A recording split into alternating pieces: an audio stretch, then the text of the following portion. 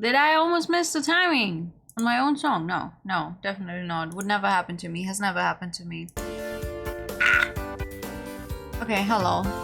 Hello, game. That is louder than I remembered it being. Hello, hello. It be Thursday. It already be Thursday.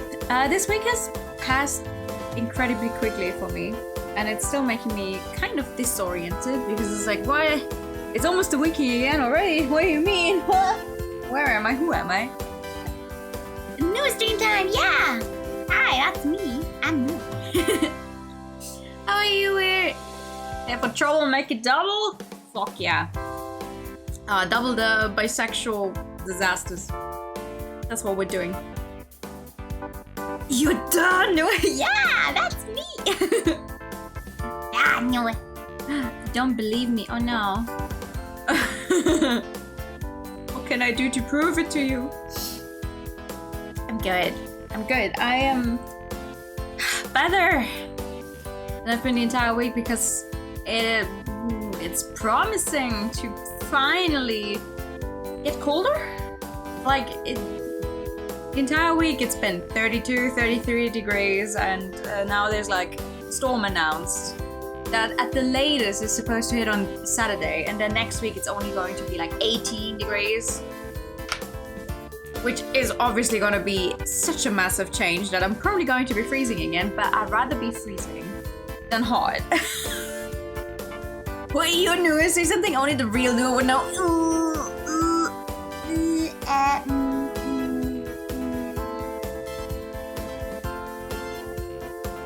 I forgot. So thank you for the pad room. Good evening. You thought we're cold here, but it's hot here too. Oh man. I think no matter where you go, it's always gonna be too hot. Like there's no winning. There's no winning at all. Smoking like a true new. Aha, nice. Thank you for the pad. But yeah, it is Thursday. I hope my my computer is still really hot. I think, because I think I said it on Sunday that I would clean it to see if that helps any. I did not do that the entire week because the entire week I got home and pretty much just crashed. But I'm hoping it's gonna go well today, that my internet is not gonna die on me again. We can actually... You will pretend like you did, and I'll pretend I'm not burning my feet by trying to put them on top of the case.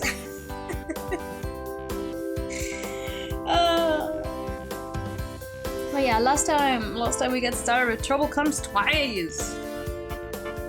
We started on Hazel's and Zoe's route, where we pretend to date our best friend for a while to try and win a bet we have going with our brother, who we thought was too stupid to notice, but he was just like, yeah, no, I'm calling your bluff.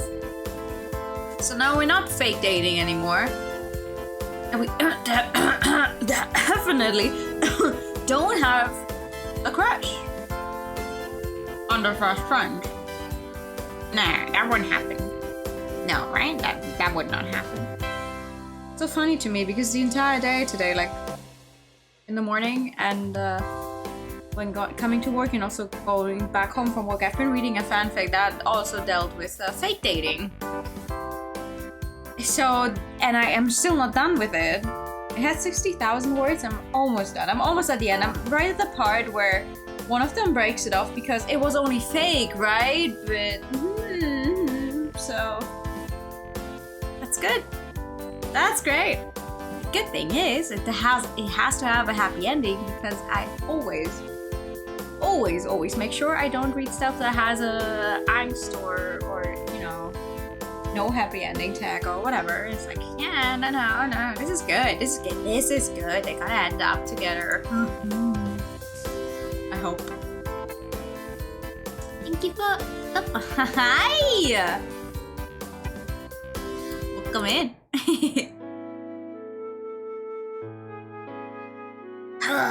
Anyway, we're not dating Zoe anymore. We're not fake dating Zoe anymore. we still very much have a very real crush on her, so that's fine. I do not remember any of the... Did I do voices for them? I guess I did. I always kind of do. Whatever. After finishing our snacks, Zoe and I head back to campus. Even though I promised myself not to get distracted by the bed, all the extra time I've been spending with Zoe has really been cutting my practice hours shorter. Oh, has it? You like Zoe's hair?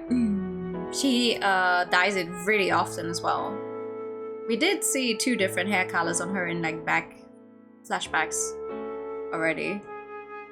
In a way though, I can't help but feel like it might have been a good thing. Sometimes playing piano would feel like a chore, but that's not the case anymore. These days, I always go to practice feeling inspired.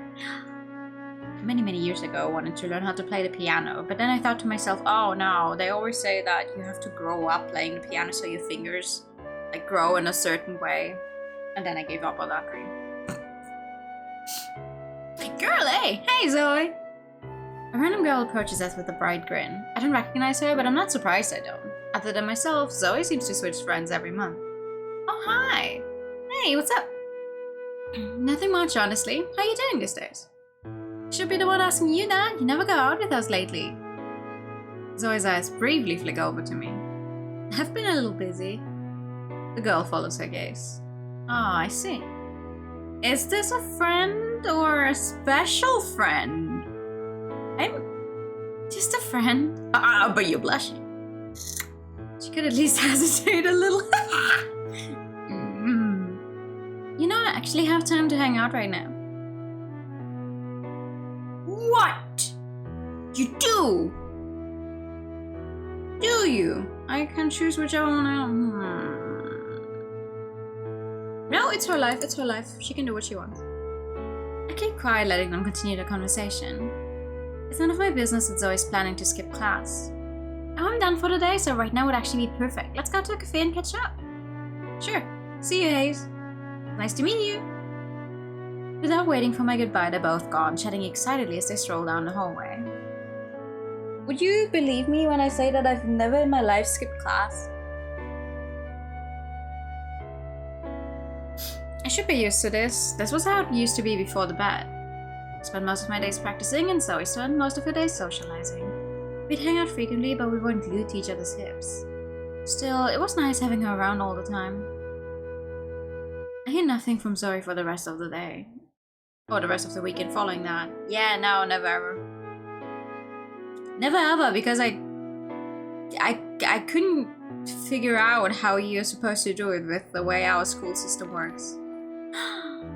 Hi, Raiders, welcome in! Hi, Barb! Hi! I'm Noah, like the color pink version of his JRPGs. We're currently playing Trouble Comes Twice, where we play as the bisexual twin of our choosing, who's having some dating life trouble. Isn't that fun? How was your stream? How was Valheim? You skipped school a lot? Yeah, no, I could not figure out how you're supposed to skip school with the way our school system works. I did come late a bunch of times though. For very stupid reasons most of the time. Stream was great, a troll killed you 3 times. Sounds like a fun time. Glad to hear you had fun. Get a lot of copper. Ooh. I'm not gonna lie, I know nothing about Valheim. But as long as you had fun, that's good. It's quite easy to skip school in Germany. You did it tons. How? Because like I always had teachers that would immediately ask if someone's missing. Yeah, no, but if someone's missing, then they're like, okay, so just don't go. Just don't go. So then the school calls your parents and it's like, hey, your child is not in school. Where are they? And then your parents go, they're supposed to be in school? How? What do you mean, just don't go? Well, I'm just Viking Minecraft. Ooh. Oh, that sounds fun. You were home when you skipped school. You never skip school without telling them. Oh, okay, yeah, okay. I see. You can abuse yourself as an 18-year-old during the time. Yeah, I mean, yeah, if you're 18, sure. I'm talking about like before you were 18. How would you skip school then? Being prepared to be watered. You will receive the wawa. The wawa. The wawa. Thank you. The tendon was not nice to me. I mean, to be fair, I quit school without telling my parents. And then I pretended to go to school for like half a week. And then it was a 2 weeks holiday. And then they confronted me and were like, hey, did you quit school? I'm like, why? Because the neighbors keep seeing your car back home way earlier than school is out and is asking like, oh, are you not going to school? Like, yeah, actually. Still mad to this day. Because I was doing quite well. I just wasn't doing well enough to actually like stay out the whole day. Because I did not expect a neighbor to be like, I wonder why the car is back home so early. Like, motherfucker. Fake sickness. Just didn't do it often or your parents won't buy it anymore. Ha ha ha, just fake sick. My mom didn't even let me stay home when I was sick for real. You gonna get something to eat? You do that. You do that. Enjoy. Did you skip school? Nuh-uh. What the fuck you mean, nuh-uh?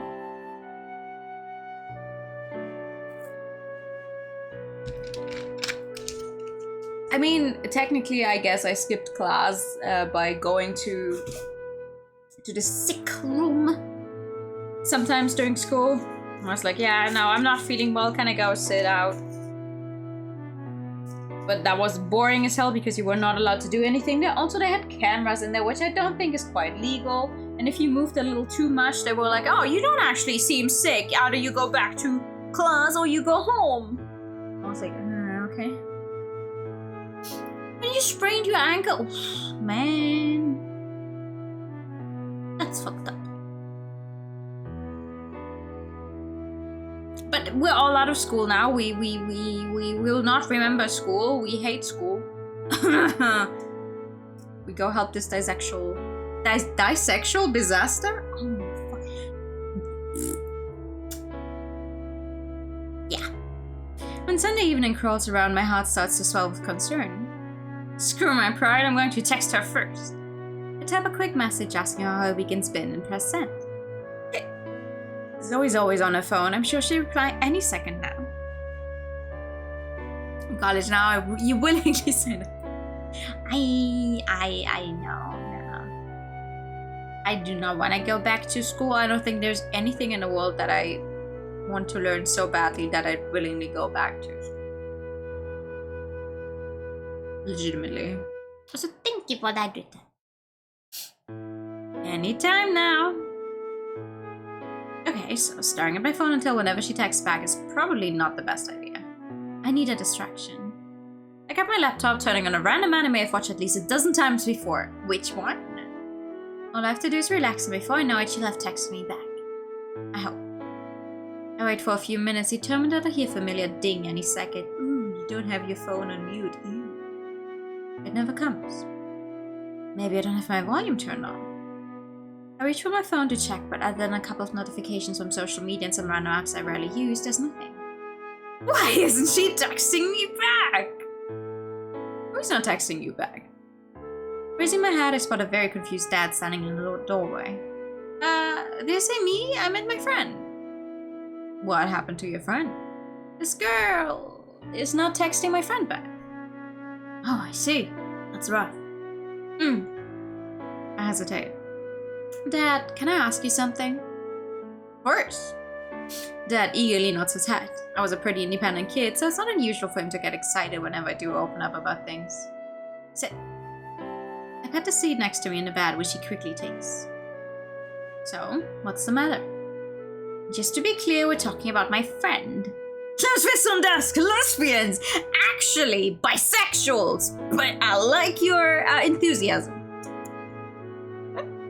Yes, gotcha. So my friend has a girlfriend. Not a girlfriend, but a girlfriend, as in a friend who's female. Got it. And lately they've been together like all the time because of a project. Now that the project is over, the girl is busy again with other people and stuff. Which is totally understandable.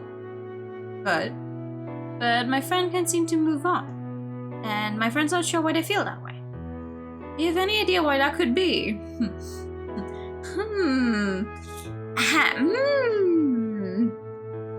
Deep in thought, Dad scratches his chin. When he suddenly bursts into laughter, I almost fall off my bed. Oh, I think it's pretty obvious. Isn't it love? Her face. Love. It takes me a minute to process what he said. Of course, what else would it be? Love. I'm in love with Zoe. Yeah, no shit, Sherlock. Slams fist on desk. Won't love it, women. Yes. Good. Love that. I shake my head. No fucking way. Language, sweetheart. Sorry, Dad, but that can't be. My friend definitely doesn't have romantic feelings for that girl. How do you know? Can you read their thoughts? Yes, because they're my thoughts. Whatever. Thanks for trying.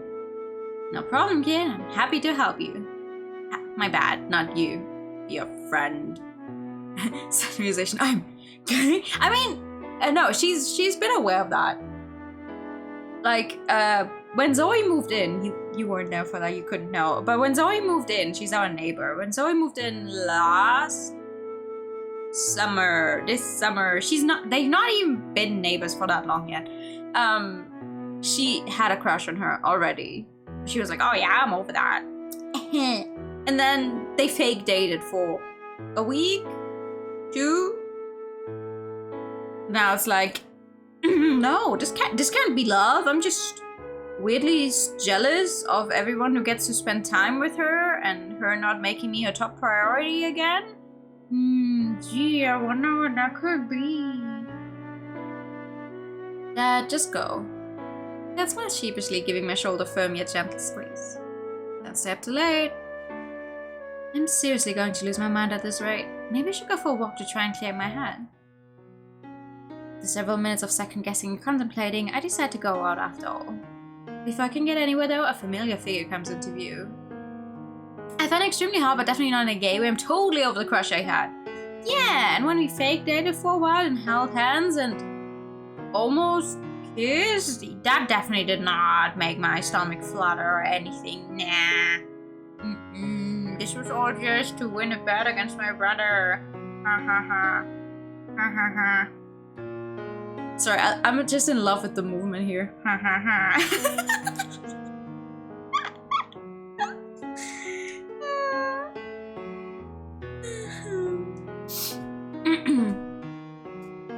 Also, we slept in the same bed and I softly moved her hair out of her face for straight reason.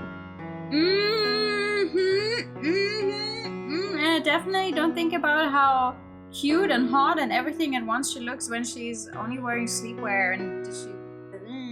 Nah.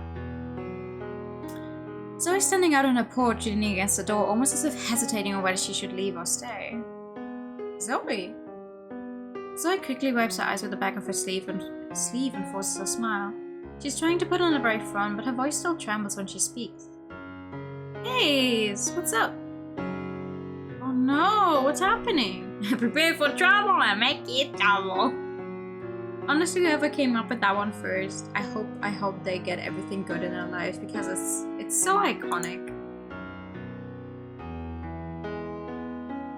I can't pretend I didn't see anything when her eyes are clearly bloodshot from crying. Is something wrong? Huh? She weakly shakes her head, forcing another tight smile. No, not at all. This is not something she's ready to share with me yet. When I'm curious, I know better than to push things. I'm going for a walk. Would you like to join me? Zoe's smile brightens. It's starting to look a little more genuine. Sure. We walk together in silence. Zoe's eyes are fixed on the ground, while mine are alternate between the starry skies and Zoe's crestfallen face. I don't think I've ever seen her this disheartened before. It's the only reason you watch it? I mean, They had to move on at some point, though, right? They had to move on at some point with Pokemon. Though I'm also sad. I like them a lot. I'm almost tempted to try and catch up on every single episode of Pokemon now, but it's like more than 1,000. Zoe's always been the most spirited one between the two of us. That's probably why it feels so strange to see her like this. Of course, it's only natural for even the curious of people to be sad sometimes. I wish she would talk to me about it, though. I don't want her to feel like she has to handle everything on her own. I want her to know that even if there's nothing I can directly do to help at the moment, I'm there for her. It sucks, but for now I think the only way for me to support her is to stand by her quietly and wait. Watching all Pokemon is worse than watching all One Piece. But Pokemon, at least the episodes with Ash are over now, right? So like there's a fixed point where you can be like, I will be done with it. We still don't know when One Piece will end. The man's been saying that, oh yeah, we're reaching, like we're in the final part of the story now. I'm like, I've been saying that for 5 years.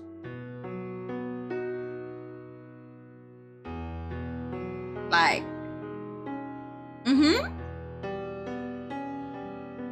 A couple of minutes of more silence, Zoe exhales. It's a heavy sigh as if she's letting out all her negative thoughts with one breath. My mom's back. Oh. That's good?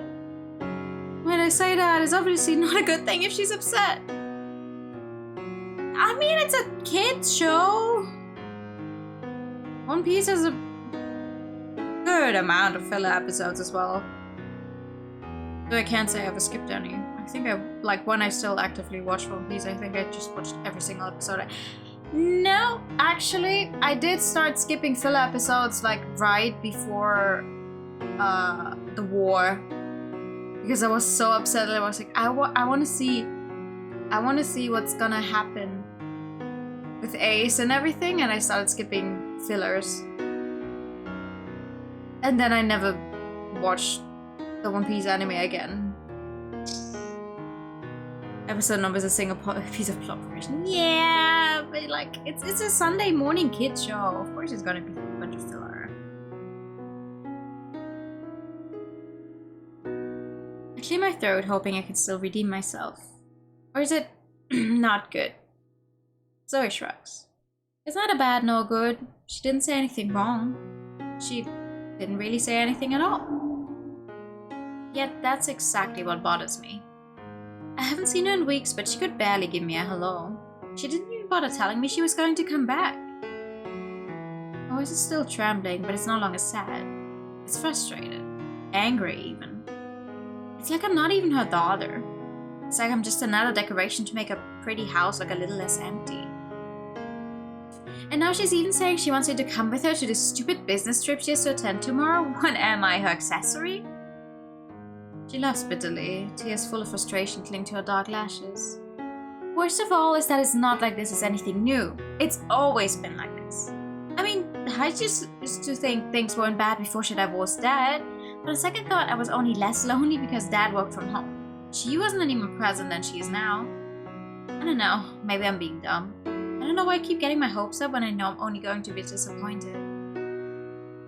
Because you have a kind heart. Even when you don't want to, you can help but care. In the little time I've known your family, they've been more of a family to me than my own mom. Isn't that hilarious? Aww. My laugh is hollow and empty. I grab her hand, forcing us both to slow down. I don't find it funny. I squeeze her hand, never breaking eye contact. I think it's sad. She's been neglecting your feelings, and that's not okay.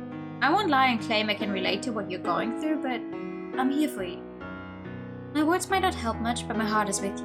If you ever need an escape, for distraction, or to vent, I hope you know you'll always be welcome at mine. Really, I don't think my mom will ever get tired of having me over. Some days I wonder if she doesn't prefer your company over mine. She literally adores you. Zoe wraps her arms around me, pulling me in for a hug. Thanks. You're the best friend a girl could ever ask for. The word friend leaves a small pang in my chest and a bitter aftertaste in my mouth, but the warmth radiating from Zoe quickly quells any negative thoughts. My feelings are not important right now. I need to focus on her. Yeah, no, they're not even fake dating anymore right now. It's, I wrap my arms around Zoe, returning the hug. You too. Sorry to ask you so suddenly, but do you mind if I sleep over tonight? It'll be a little it'll be a little embarrassing if I go back home now. Like I said, you're welcome anytime, including tonight. Tonight there are no debates about who's sleeping where or anything like that. We quietly return to the house and immediately prepare for bed. When we're under the cold sheets, I bid Zoe goodnight before turning my back to her. While I don't mind sleeping in the same bed as her, I need to keep some distance. If I don't, my heart might seriously explode. So if there's an arm around my waist, burying her face in my back, well, there goes that! Sorry, I'm a little cold. When she says it like that, I can't really say no now, can I? Not that I'd ever say no to her. I don't hate it. Zoe chuckles. I whisper a quick thank you to the universe that she can't see my flaming red face. So is that a yes or no? Oh no. It's a yes. Thanks. By the way, Hayes, do you have anyone you like? Ooh.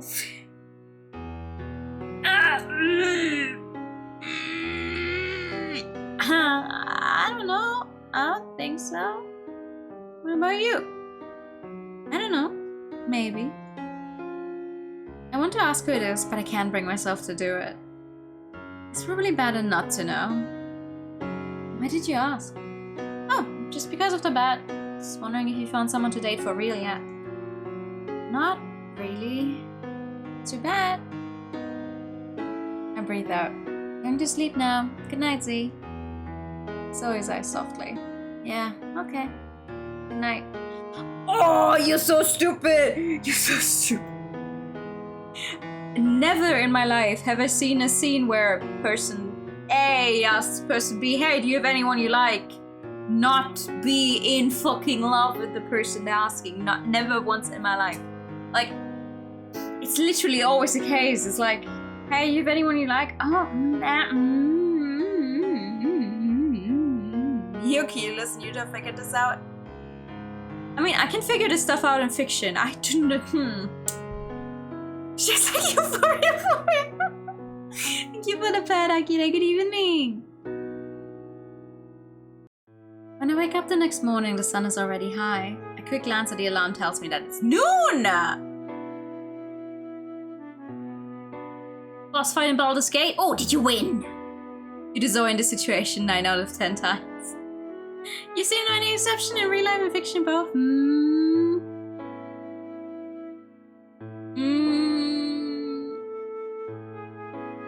No, I've definitely seen it more often where it's like if one person asks the other if they have someone they like, it's because they themselves like that person and like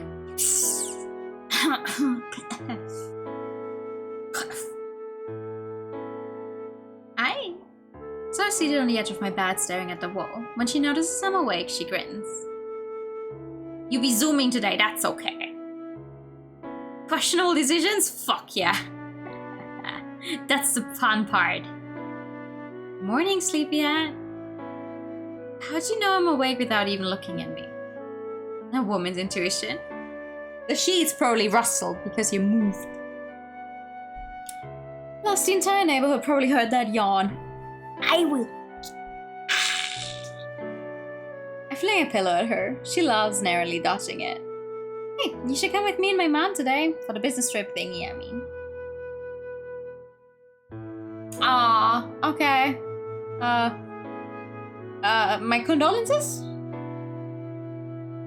There's a woman intuition. I thought she was at home. What?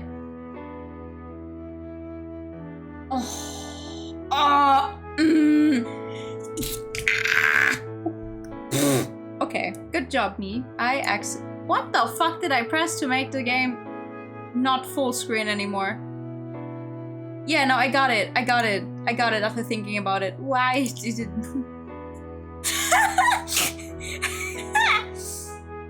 Whoopsie.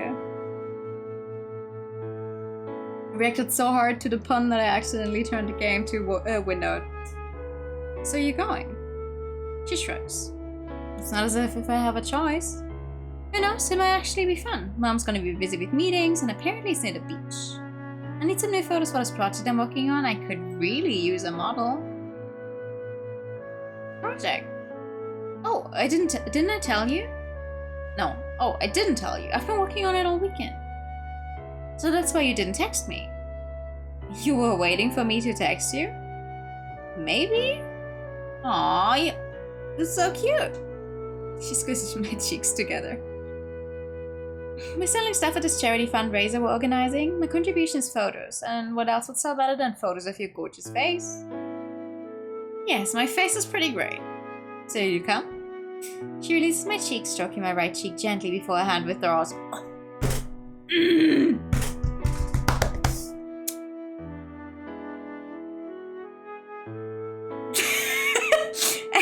I don't know what you mean. I don't have trouble reading.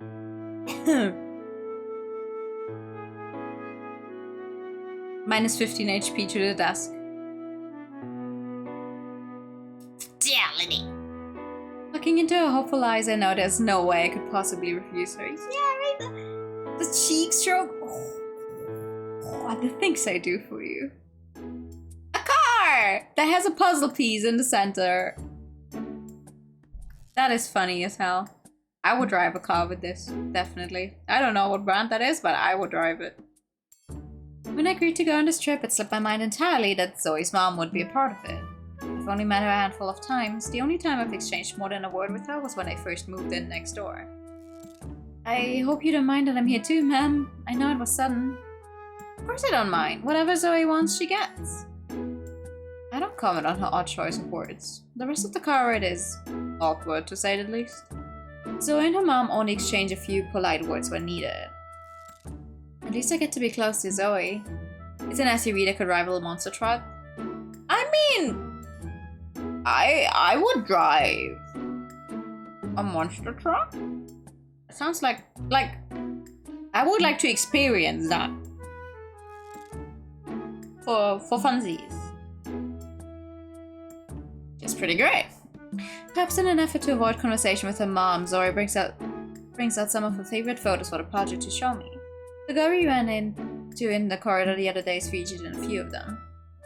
I guess that's why Zoe was so eager to talk to her. Ooh, it doesn't take long before we arrive at the hotel. We quietly follow Zoe's mom to the entrance. My meeting starts in the next 20 minutes, so I need to go prepare. Let's meet back here at 6:30 sharp for dinner, then we can head home. Okay, good luck with your meeting. I don't need luck. Luck is for people who come unprepared. She turns around to leave, but hesitates. I hope you two have fun today. Thank you for accompanying me. Oh, she's just awkward as hell. You don't even want to drive a normal car on a monster truck? I mean, that's fair. That's fair. Driving is not something I do for fun. Like, driving for the necessity of getting somewhere and the convenience of having your own car, yes. Driving for fun? No. And then she's walking away. What a ray of sunshine. How are Zoe and her even related? Only God knows. I'm not sure even he does. I turn to Zoe, struggling to find the right words to describe what just transpired. Is she always so bitchy? Yes. Yes, she is. I was going to say uptight. Very generous of you. I don't know. It's not my place to judge if she's a bad person or not. It's not surprising she's standoffish with me. I'm a stranger. But you're her daughter, and she's just as distant with you, it seems. It's very different from how I grew up. It's simply how she is. She treats everyone like a stranger, family or not. Not surprised Dad couldn't stand her and walked out. Ah, right. I've never met Zoe's dad. He lives far away and she rarely mentions him. They seem to be on decent terms, though. Oh, that's pretty good, right? It'd be nice to meet him someday. I want to get along with Zoe's family, but her mom might be a bit difficult. Anyway, enough about that old hack. We came here to have fun. Ready for the beach? Yes! Beach, let's go to the beach. The beach is only a 20-minute walk away from the hotel. Though it's too cold for the water, we're relatively lucky with the weather considering we're nearing the end of autumn. When spring comes, you have to let me do a bikini shoot for you. As long as you're not planning to sell the photos on some sketchy site. No way, they'll be strictly for private use. Private use?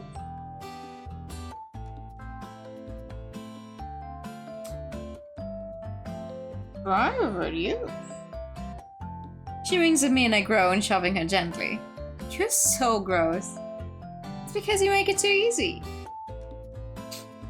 We walk along the shore together for God knows how long, chatting about random nonsense. At some point, Zoe reaches out to take my hand, mumbling some quick excuse about how cold it is. I don't protest, squeezing her hand tighter. Eventually, we reach a spot that's secluded enough for the photos Zoe had in mind. So, what's the theme here? Pretty girl at the beach? I cross my arms, throwing her my best. Really? Look. Alright, that wasn't very creative. How about loneliness? Time to skip work so you can enjoy the Aww. I mean, honestly, valid reason.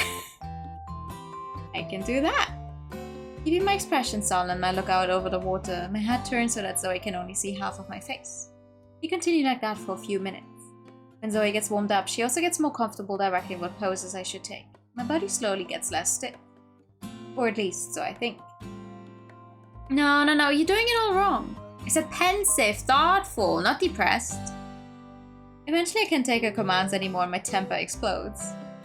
If you think you can do a better job, then why don't you do it? Who's going to take the photos? Let me take one, just to test one so you can show me how it's done. Zoe rolls her eyes at my mocking tone, clutching her camera tighter. Oh yeah, she's a little reluctant about lending her cameras to others. Maybe I shouldn't have suggested that. Alright, I trust you. I smile, relieved that Zoe trusts me enough to entrust me with something so precious to her. She hands me a camera and we switch places. While I'm no pro, I've seen Zoe use her camera enough times to get the basics. I wait for her to decide on her pose, then I lift the camera to snap a shot. Right in that moment, a gust of wind blows past us. Ooh! And the rest of the world seems to fade away as I stand still, captivated by the sight before me. She has so much hair! Holy hell. She's stunning. It's not like Zoe's beauty's news to me, or anyone for that matter. But sometimes I forget just how breathtaking she is. Did you take the photo yet? I didn't hear the shutter go off. Oh, not yet. Was just trying to focus. Shaking away the silly thoughts in my head, I focus and snap the shot. You done?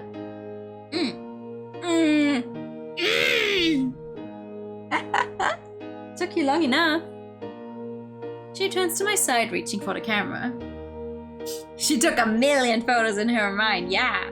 How was it? Good, I think. I mean, I hope. You looked amazing, but my limited photography skills might not have done your beauty justice. Sucks that you can't review the photos before they've been developed, huh? Oh, it's an old-timey camera. Isn't that the beauty of it, though? You don't get a second chance. You have to grab the moment when you can, or else it's gone forever. Though, I guess it applies to everything in life. Funny you would say that. My dad told me the same thing when he gave me this camera. So your dad's the one who got you into photography? Oh, I never told you? I guess I never mentioned that he's a painter either. Wow, your parents are really different. How did they ever meet? College romance, opposites attract. But attraction can rescue a broken foundation. In the end, they were simply too different to make things work. Anyway, you should definitely meet my dad sometime. He's no pro, but he's decent with the guitar. Maybe you two can jam together or something. Maybe. Zoe clears her throat, smile slipping off her face. So, looks like we've run out of film. Guess we'll just have to hope one of the other photos were good enough. Judging from the sunset, it's getting late anyway. What's the time? My phone says 6. 6 p.m.? Uh-oh. Can I make it back in half an hour? We share a panicked look. We only have half an hour to get back to the hotel. Run at 3? No time to count, we gotta run now. In the end, we make it just in time to the restaurant. It's a small but well-decorated Asian restaurant. Zoe's mom has already grabbed our reserved table in the corner. Kind of you girls to join me. You don't have to guilt trip us for being a few minutes late. Naya frowns. I wasn't... It was a joke. Ooh. Zoe ignores her mom scanning the menu. Maybe I should say something, help clear the air a little. Wow. Did you find anything nice? I didn't come here for Zoe's mom. I should focus on supporting Zoe. Oh. On the menu, I mean. Oh. Yeah, there are some nice options. So I shuffled a chair closer to me so we go over the menu together, ignoring the fact that I've got a fully functioning menu of my own I could read. Hey! Hold on! You already work at the cafe! What the fuck? Hiya, welcome to a humble restaurant. May I take your... What are you girls doing here? June, you work here? Howdy! Thank you for the short hair. Only a half functioning menu. Yeah, half the menu's just gone. June is like, oh, I work everywhere.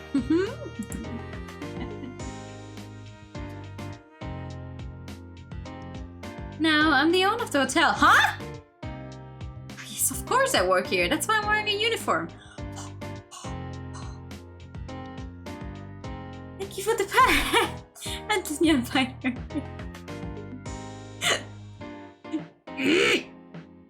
You're named after the month you expected to be everywhere. Shopkeeper from Ruby, this old man is a... She gives her to a pink apron. Isn't that the same uniform you wear when you work at our local cafe? We're supposed to pretend we can see that. It's not our fault our studio couldn't afford more outfits. Exactly, give us a break!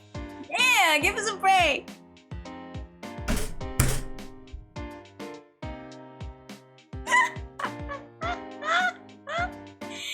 And nothing happens yet, you gotta wait 5 more minutes because they run one after the other.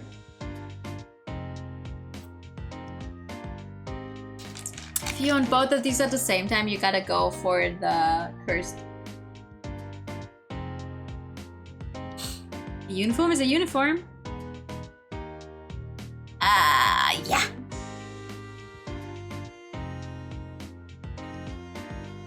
Anyway, I'm happy to see you guys. It's cute that you're on a romantic date with...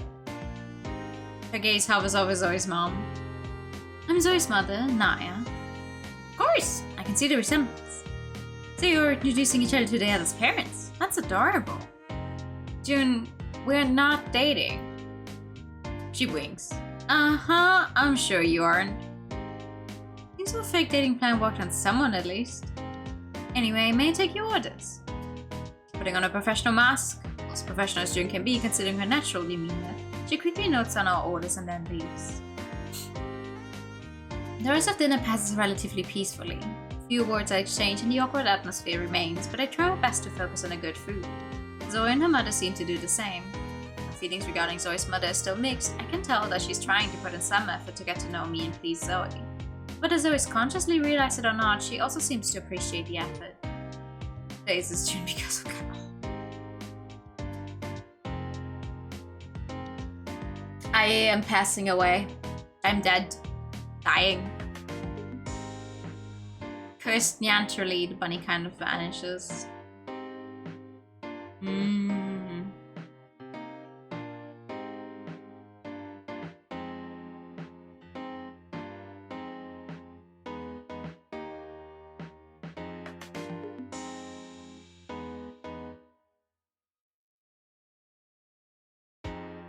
I don't know, what kind of sound do bunnies make?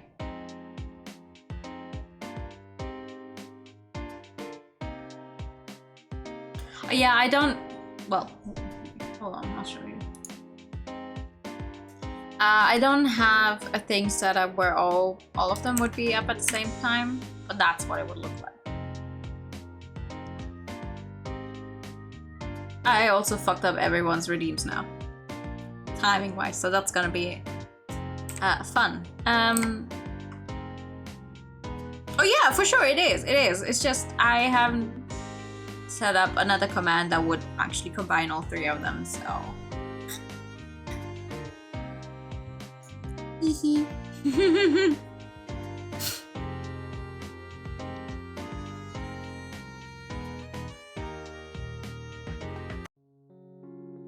the time Naya has driven us back to ours, it's pitch dark. When Zoe climbs out of the car in front of my driveway, her mom doesn't question it, offering her a polite goodnight. Zoe mumbles a brief goodbye back, shutting the car door behind her with a gentle push. Once her mother's gone back to theirs, Zoe hesitantly turns to me. Let me guess, you want to sleep over at mine again? You said I will come whenever I want. Changed your mind already? No, but what are you going to wear? If you don't go home? Like at least get some fresh clothes, maybe? I shake my head, opening the front door and gesturing for her to enter first. It's a little early to jump in bed, especially for a weekend evening. Adrian and Jace are hanging out at Adrian's and making out, so we left to our own devices. Have some outfit at Hazel's? Or they would share. I assume they would share, probably. With nothing else to do, we decide to drink. Huh? We bought a few bottles a couple weeks ago, but never drank them. They've been rotting away in my wardrobe since. Beer, snacks, and a cheap convenience store wine and beer. Wait, what? Hold on. Beer, snacks, and cheap convenience store wine and beer. Okay, double beer. Those are all the essentials, right? Zoe scans through a small stock of snacks and drinks, setting everything up on a table. Sounds absolutely delectable. Good beer and cheap beer. Okay, I see. Okay, my bad. I don't like beer, so all beer is bad beer for me.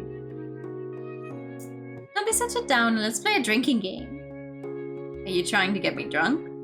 No, I'm trying to get myself drunk. But if I can get you to loosen up a little in the process, I'll consider it a bonus. Good luck with that, I drink like a Viking. Hard sodas are vodka for me. Ooh, I like sweet. I like sweet stuff. If it's so sweet you can't even taste the alcohol anymore, nice. Do I regret it afterwards? Because I drank too much because you can't taste the alcohol anymore? Yeah. You avoid alcohol like the plague it is. Also valid. I think I keep my secret talent a secret for a little longer. What game are we playing? Never have I ever. Don't you need more people for that? I mean, it's probably more fun and more fair that way, but we'll make it work. Zoe reminds me of the rules despite my attempts to reassure her I already know them. The rules are quite straightforward. We take turns saying something we've never done, and the other person has to down a shot of wine or beer if they've done it before. I'll go first since I suggested the game. You may guess. Never have I ever had a cute twin brother. I gotta say she's got phenomenal taste. Why are you here? It's girls' night. But no buts. Shh.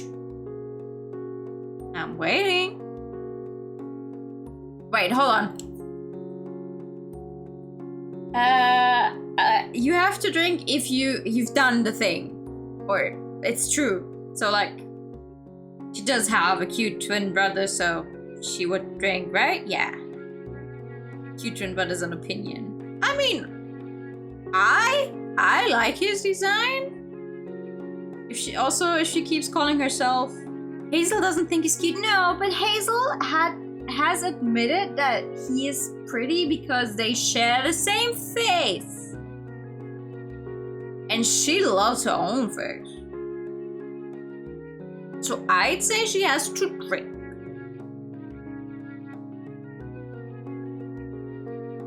I'll make her drink. I'm making her drink. Objectively speaking, of course Jace is attractive. I reach for a random shot, downing it in one go. Cheap wine stings my throat and I only barely resist the reflex to grimace. It's strong, still not a challenge for me though. Zoe pops a chip in her mouth. Your turn, babe. Let's see. Never have I slept with a stranger. Never have I gotten a tattoo I regret. Ooh, I like these are two options, sorry. My lips curve into a small smirk. Never have I ever gotten a tattoo I regret. Is this your way of telling me you don't like my tattoo? It's not very discreet. Me? Making fun of you? Stupid tattoo. I wouldn't dare. What do you mean, stupid? However, I will gladly joke about your weird obsession with zodiac signs. It's a very nice looking tattoo. What the fuck? Astrology is not a joke. She folds her arms, fixing her half-hearted glare on me. I don't regret my tattoo, so I won't be taking a shot this round.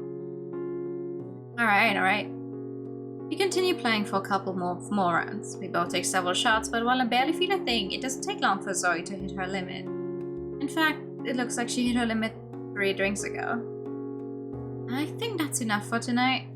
I really don't want Zoe barfing all over my new bed sheets. Her brows and mouth scrunched together. I think she's trying to look intimidating. This is not fair. Why is your tolerance so high?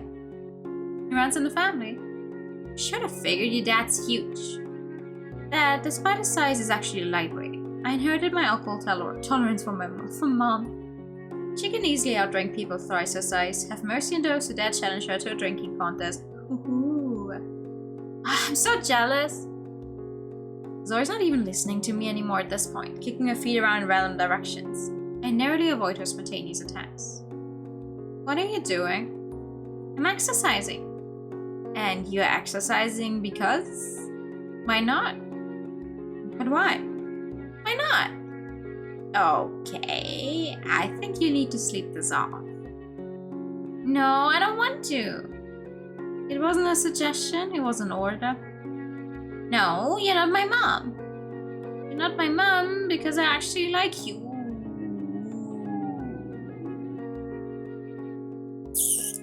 Owie. That's why you're my friend.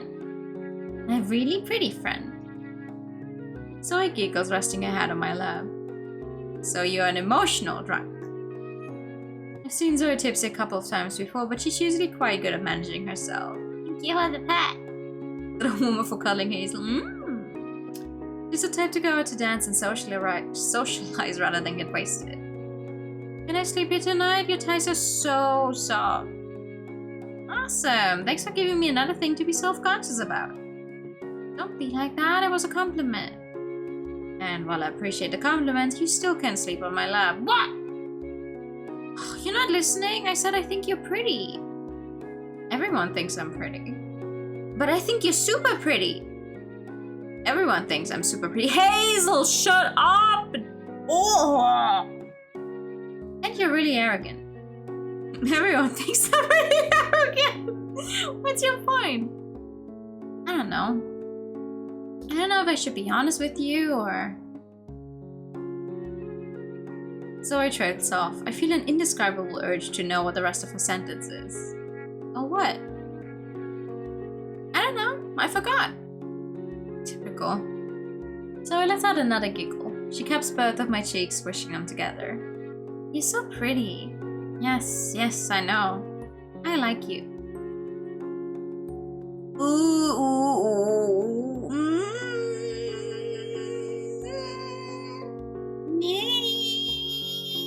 Wow. I have to use my mouse. Like me too. Too bad we want the lovely ending. Really? Really? How much? A lot? Like a lot, or just a lot? I roll my eyes. What do you think? I think you like me a lot. What do you think? I think you're talking nonsense and rating yourself a little too high in my list of priorities. Hazel! You were the one who was upset that she didn't text you for 1 weekend. It's called the romantic ending, by the way. Sorry. The romantic ending. Ow. You're not wrong, I guess. What was that? Zoe murmurs, already half asleep. Nothing.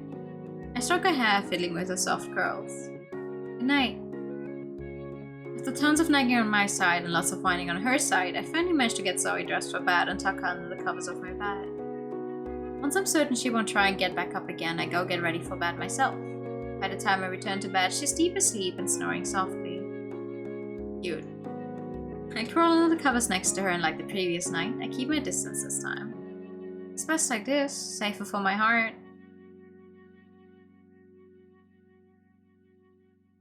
wasn't even a stutter, it's just I did not remember what it's called. Zoe's already left by the time I wake, leaving only a note behind to let me know. Maybe she's feeling awkward after what happened last night. I pause.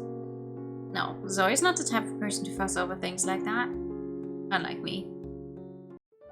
The next day I run into Zoe in the corridor. She's leaning against her locker, scrolling through her phone. I never contacted her yesterday, just in case she was bothered by what happened the other night. I'm starting to think that was a dumb move though.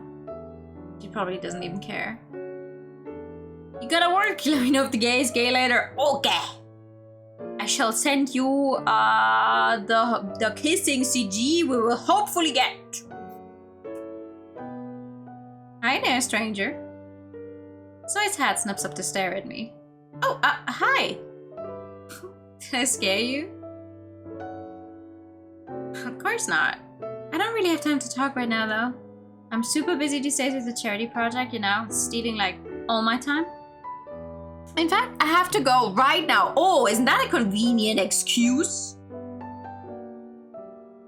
Okay. Okay, forward. Right now? Right now? See you around. Too shocked to move, I can only watch as Zoe rushes away. What's up with her? Very suspicious. I'm sure she has her reasons. Let's hope so. Or else this might be the end of your love story. It's not a love story. Yeah. And I'm the Emperor of China. I storm inside the music room, relieved to find it empty. I don't think I'll be any productive today, but this room has always been a place of comfort for me. I slip into one of the seats. Who the fuck? Oh, hey, you exist. Why the long face? Great, I've been followed. What do you want? Relax, I come in peace. Sounds exactly like what a vampire would say right before he bites me. I don't know why you use that analogy, especially considering I'm not a vampire and vampires aren't even real, but...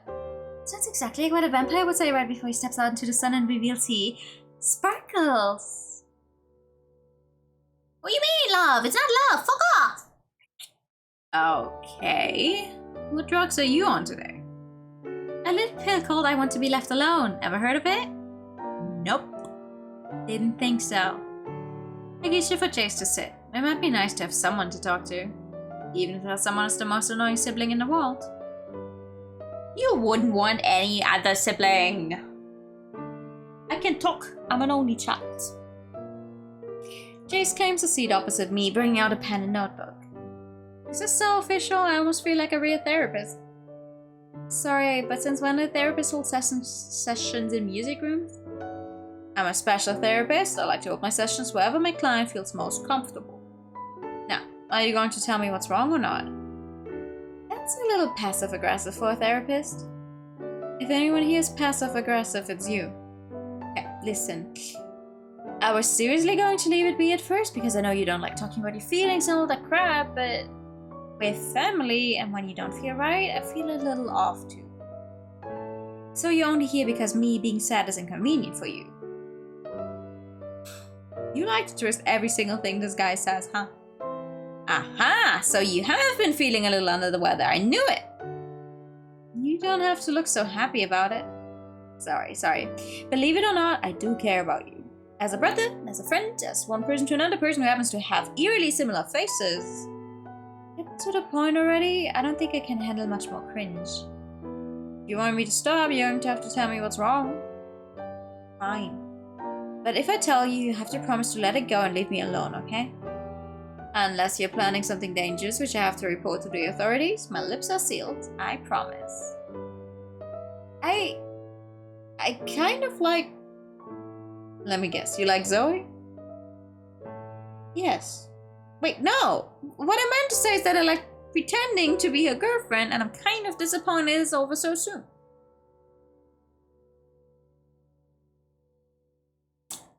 Yeah.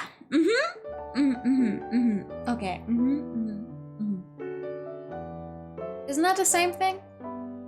Maybe. Jay starts laughing, causing my frown to deepen. He's having a blast laughing at my demise, I see. Once a jerk, always a jerk. Why are you so bothered by this? This is good news. Good news.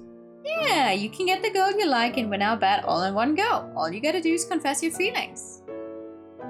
What if she doesn't feel the same way? Why wouldn't she? Why would she?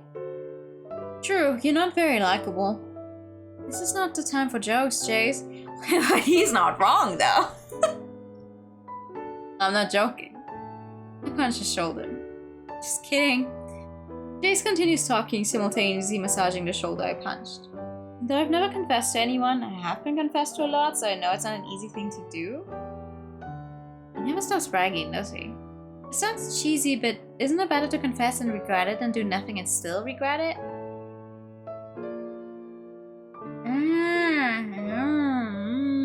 I don't want to regret it at all. Though, I also think taking a risk, taking a chance, and then like, if it doesn't work out, just if it doesn't work out, you know you try and you can get over it. I feel like that's easier to do than not trying. You know? If she feels the same or not. Oh no, she definitely doesn't feel the same. You don't understand. I don't want to regret it at all. Well, obviously, no one ever wants to regret anything. But we're only human. We're not immune to our own emotions. The more I think about it, the more insecure I feel. I don't know. I don't want to risk our friendship. You know better than anyone else that I've never had a close friend like Zoe before. Maybe it makes me a coward not to confess, but I really don't want to lose her. So instead you're going to pretend you don't like her for the rest of your life? Hey, that's not a bad idea. I never expected a magnificent Hazel to be such a wimp when it comes to love. I'm not a wimp. It takes a different type of courage to bottle up your emotions for the greater good. That's stupid! Is that courage called toxicity? Because in that case, I know it quite well and I'm not a fan of it. Toxicity?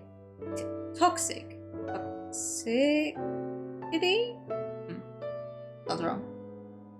As our conversation winds down, I rush to voice my next biggest concern. If friendship breaks over something like that, it's never a strong friendship in the first place. Oh yeah. That's very true. Toxicity was right. Oh god, thanks.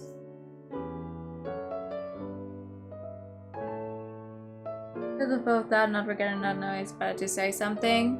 Yeah. Like, if someone doesn't want to keep up a friendship just because they, like, I don't want to, like, depending on who says this, whatever, but like, if the friendship breaks because one of you catches feelings and the other one doesn't reciprocate, then the friendship was not really worth that much, in my humble opinion. You need to promise me you won't tell Zoe about any of this. The freedom of speech, though. If you even breathe a word of this to her, I will kill you. You say that way too often for me to consider it a serious threat anymore. Because when I do kill you, it's going to come out of nowhere. And it's going to be a slow, torturous death. Jace raises his hands in surrender. Who needs free speech? Don't worry, I won't tell a soul. Though you're so freaking obvious with your feelings, she probably knows already. My heart sings. She does? Wipe the despair off your face. I'm messing with you. Teasing me about this is not allowed either. I'm afraid you don't get to decide that, since those terms were not included in the original agreement. We won't need an agreement if you're already dead. Ooh, you're seriously no fun. Also, one more thing. Why so many rules? Because you clearly don't know how to behave without them. This rule is the most important one. No matter what happens, you have to promise me you won't interfere with me and Zoe. No tricks, no stupid plans, nothing, nada, nie, nichts, ingenting. Got it? I didn't understand half of that, but sure. I do have my own life to live, you know? Nada, niente. Zilch. 1 second, please. It's still so fucking hot. I hate it. A lot of ways to say nothing, yeah. She need to be blind, deaf, and was she dead not to realize?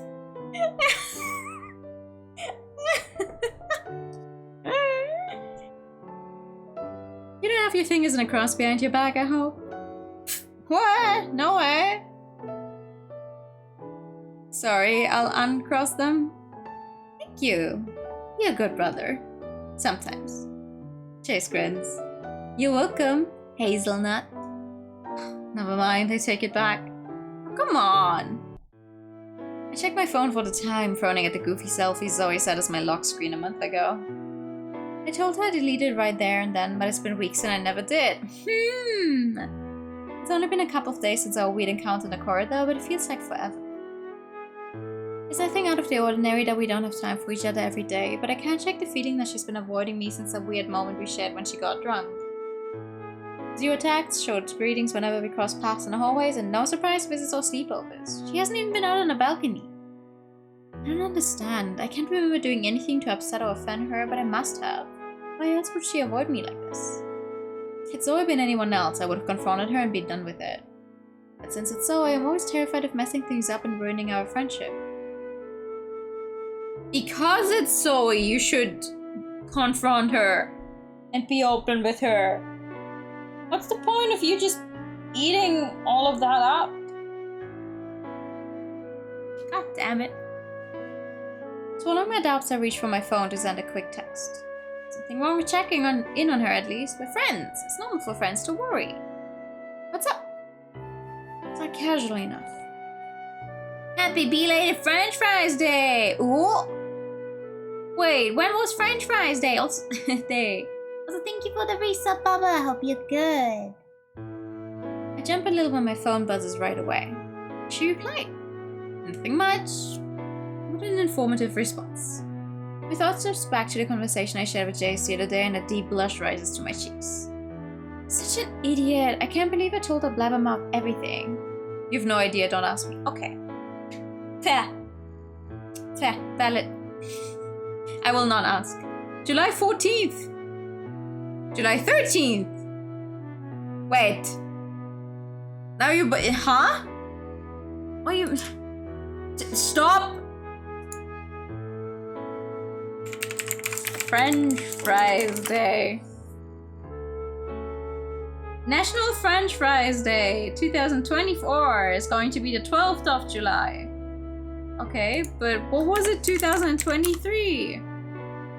National French Fry Day is celebrated on July 13th every year. In 2023, National French Fry Day will occur on a Thursday. Wait, so Room wasn't even wrong! Wow! That's fascinating.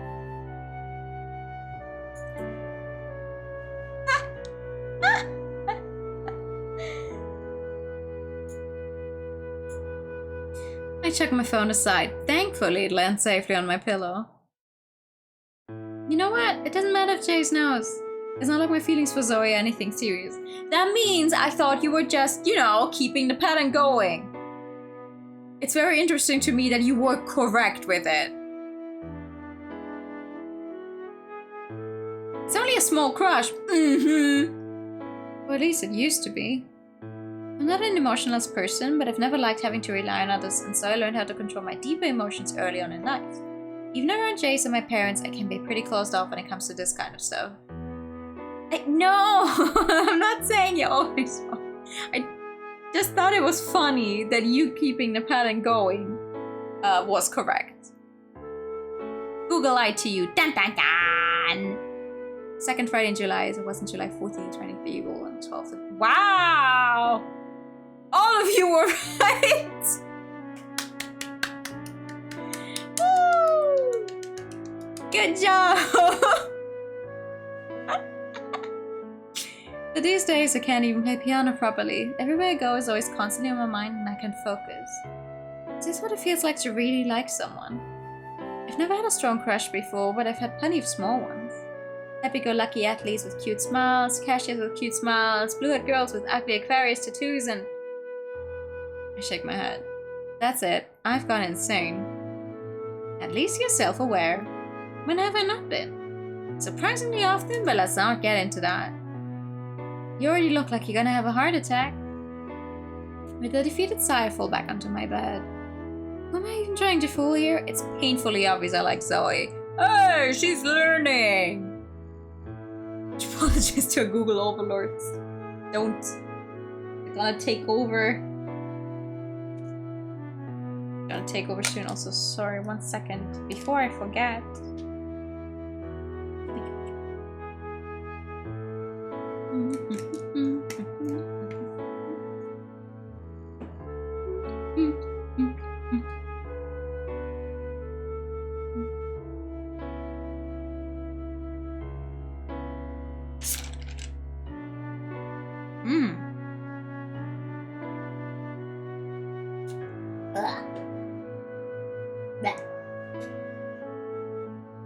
These things taste horrible, but I have to eat them.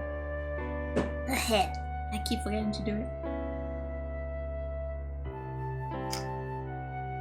Ew. Not only do I like her a lot, and that's why I'm officially screwed. There's no way Zoe likes me back. I'm not even her type. She just called you pretty and gorgeous and 500 other compliments under the sun because you're just friends. And yes, friends hype each other up, but come on. Well, at least I don't think I am. I don't actually know what Zoe's type is. Aside from her online dating anecdotes, which she only brings up because they're weird as hell, we rarely talk about crushes and romantic feelings. Ugh. I roll over my back, stretching out over the queen-sized bed. Is Jay's right? Should I just tell her? At this rate, I'd never stop stressing. Yes, that might be for the best. I jump out of bed, snapping my head towards the door. Evening, dear. I hope I'm not disturbing. Mom! You're so loud, sweetheart. Jace is already sleeping. I start chewing on my lower lip, desperate to calm my nerves. Sorry, did I wake you? Of course not. It was my motherly senses tingling. Mom surrenders with a sheepish grin. Okay, you did wake William, but in your defense, he's a very light sleeper. I only barely convinced him to let me come speak to you instead since I was still getting ready for bed. You know how excited your dad gets about pep talks. Yeah, he's a little too enthusiastic about them. Mind if I take a seat? I shake my head, gesturing for her to join me. Though I'm not sure I'm in the mood for one of her pep talks, it feels wrong to throw her out when all she wants is to help. What's on your mind, dear? I shrug, playing with my nails to distract myself. Stupid stuff? Even if it's stupid, I don't mind hearing about it. I'm always happy to listen to whatever's on your mind. I already had an emotional heart-to-heart with Dad and Jace. Do I seriously need to have another one with Mom? Then again, those two are blockheads. It might be a good idea to hear what someone with an actual brain thinks. Dating solely based on types, not to be confused with things you won't compromise on, is stupid and limiting. The only types we act on here is blood transfusions. Reminds me of a text post where it was like one person bleeding out. And the other is like, oh, what's your type? And they start describing the person who asked. I was like, no, I meant your blood. Oh. Red? So good though. Everyone here know their blood types, so in case of any blood transfusion needs, we all, you know, have them ready. Instead of studying on star signs, you die on blood type. Funny you say that, but the Japanese kind of... That's a generalization, but they have this entire thing where aside from astrology, there is this whole, oh, if you're blood type A positive, you're more likely to be like this and that, blah blah. Be positive, because negativity isn't allowed here. That's not true. I do not remember who can take what kind of blood. All I know is my blood is good for almost everyone, except O negative. I can give to everyone else though. Yeah, I'm O positive.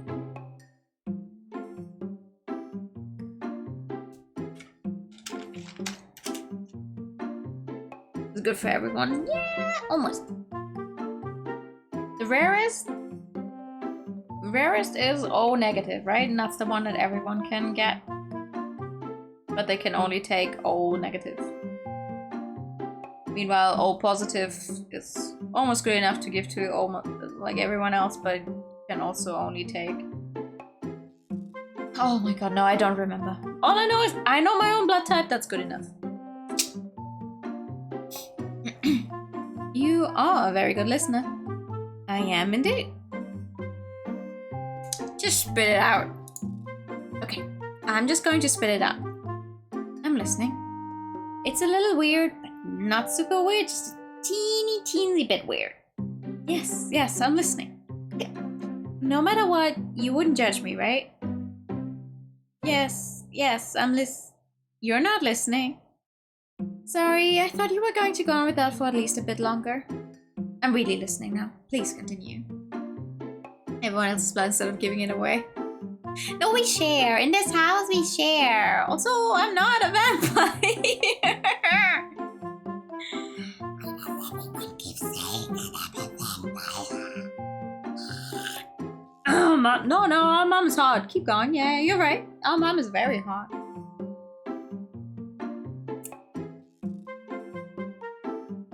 I'm not a vampire. I do not know who started it. I'm not a vampire. That's what a vampire would say. As if to prove her point, she raises a hand to her ear, leaning closer. Okay, I believe you. No need for whatever that was. I like someone. Adrian! What? Ew, no way. Not on this route. Why would you think that I like Adrian? Is that something people think? Jace already knows I'm into Zoe, but what if Zoe thinks I've got a thing for Adrian? Oh, no reason. He's just such a sweet boy. I'd love to have him as my son-in-law. Yeah, you ask the other guy. She totally did that on purpose. Well, you're going to have to ask Jace about that one or get another kid, because there's no way I'm ever marrying Adrian. Who's your crush then? Could it be the cute delivery girl from the other day? No. Also, I don't even know who that is. If it doesn't work out with your crush, then maybe you should try and get to know her. She's quite lovely. Not inviting you just to come and oh, I'm so sad. May I come in? I'm not allowed to come in. I'll consider it. I won't be considering it. The one I have a crush on is... I swallow. It's Zoe. No! No? Okay, yes, but how did you know? You've not exactly been subtle. How long have you known? Since around 5 minutes ago when you were calling out her name? Oh. Mom grins, patting my hand.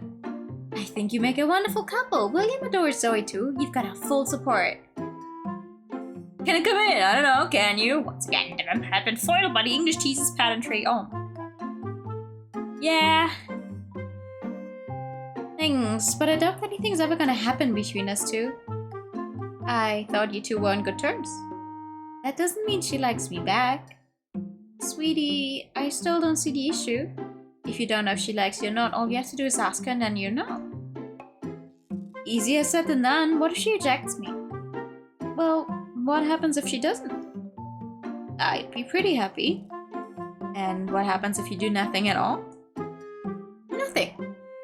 Isn't it better to at least try and find out how she feels? Either you feel the same way and ride off into the sunset together, or she won't and you still be friends. Regardless of the outcome, at least you get your feelings off your chest. It's basically the same advice Jace gave me all over again. Guess he was making more sense than I wanted to admit. What if she won't want to be friends with me anymore? I wouldn't worry too much about that if I were you. Zoe's a good person. She's not someone who would end a friendship so easily. I hate to say this, but you're making a lot of sense. Speaking as the person they're talking to doesn't understand, therefore can I give them permission? Oh no! The poor vampire. I know. I rushed from my bed, ready to march over to Zoe's house. Alright, I'm going to confess my feelings right now. Mom grabs my hand, holding me back. That's the spirit, darling. But it's almost midnight, so maybe not now. Oh, well, tomorrow then. Oh, this is so exciting. We should run by the store to buy her some flowers. Maybe we could even bake her a cake. I don't think so. I was thinking something more low-key. No wonder you worried you might get rejected. Who would say yes to such a boring confession? Mom, I love you and I'm grateful for your support, but I need to handle the rest of this on my own. Fine. Mom grumbled softly while I gently push out of my room. Before I can push out completely, she presses a quick kiss to my forehead. Love you, darling. Don't forget to get plenty of beauty sleep for tomorrow. I won't, don't worry. And then she's gone. I sneak a final glance at my phone before I start preparing for bed, only to find another text from Zoe. Kind of freaking out. Remember that charity project I told you I'm taking photos for? I'm helping with catering too, and I've got like 1 billion cupcakes to bake. Is it even a hyperbole? I've seriously never seen as many cupcakes before in my life. Actually, not a little spelling mistake and subsequent correction. She's so effortlessly cute. For safety reasons, I can't let you touch anything in the kitchen. No offense, but your track record is horrendous. But you're very welcome to hang around and watch me suffer if you've got nothing better to do. Yeah, no, so she writes 4s and 2s for 4 and 2. But she writes your with the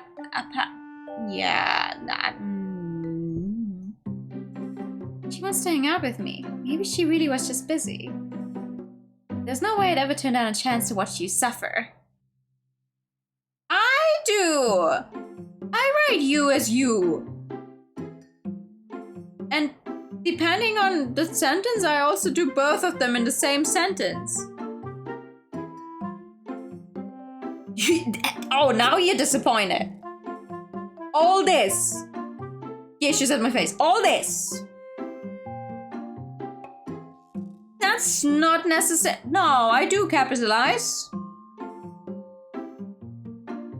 Just depends on how much I want to bother.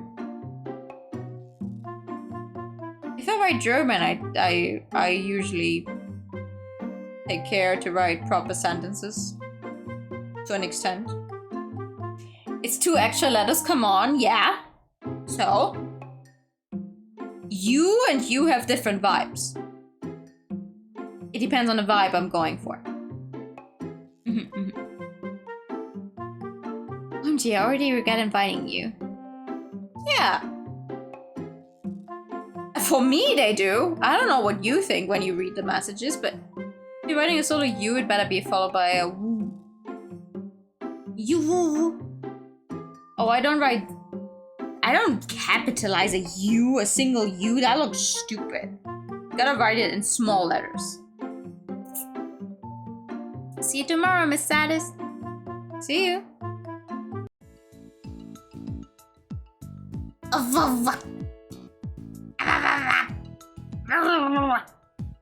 Lowercase U's are cute, they are.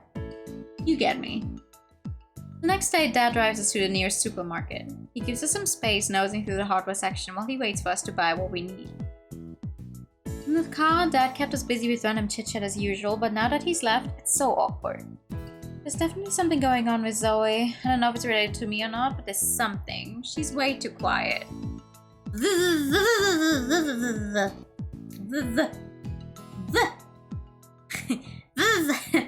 Wasn't that a game? 5 V's. 5 V's after each other. That was the name of a game, right?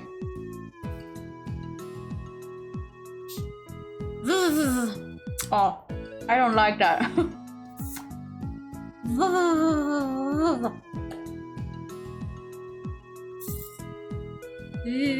Oh, it's more than 5? Okay, sorry. For some reason I thought it was 5 V's.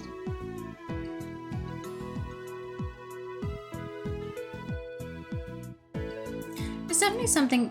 Wait, I already read that. I briefly considered that Jace might have broken his promise and she's acting weird because she knows about my crush now, but Jace is not that cruel. He's not careless enough to accidentally reveal something either. Fan parody that had to be renamed. What? Oh, what type of cupcakes are we making? Lemon raspberry. Ooh. And you will not be baking. You're on strict supervision only duty, remember?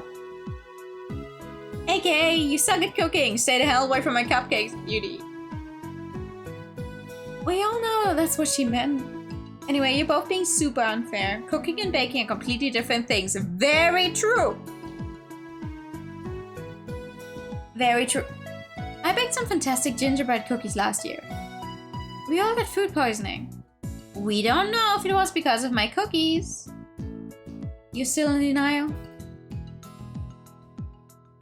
I'm a better baker than I am a cook. You wanna be the... I wanna be the boss you full stream? Bruh. Like, I would offer... Listen, I could offer you... Super Meat Boy. I would be willing to play Super Meat Boy. Every sane person knows how to pronounce a GIF, except for the people who came up with the word and were like, no, actually it's GIF, which is fucking stupid because it's for graphic. It's not graphic. After picking up the ingredients we need, we walk to the front of the store to pay. What's this? Chase Little Sis actually does her own grocery shopping. Hey! Man, I forgot is a love interest because he was not here at all. Again? Jurassic Park. That's Jurassic, then I hate both of them. It's short for Jurassic, actually. He was originally paid for posting pictures of...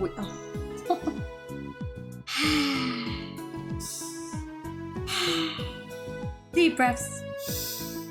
And he was thinking you're too precious for such hard work. Oh, I'm not Jace's little sister, we're twins. 2, I'm not here for my groceries. Meaning your butler usually handles your shopping. What? No! Sorry, you just give up that rich girl who's never lifted a finger in her life vibe, I guess. My bad. Done packing the ingredients onto the scanner, Zoe joins the conversation. I mean, he's not wrong, except instead of a butler, you've got your parents. And Adrian. Poor guy. See? Even your girlfriend agrees. My entire body stiffens at the sound of that one word. She's not my girlfriend. Ooh, do I sense some pent-up tension here? Don't tease her. If Hazel was into me, I would have known.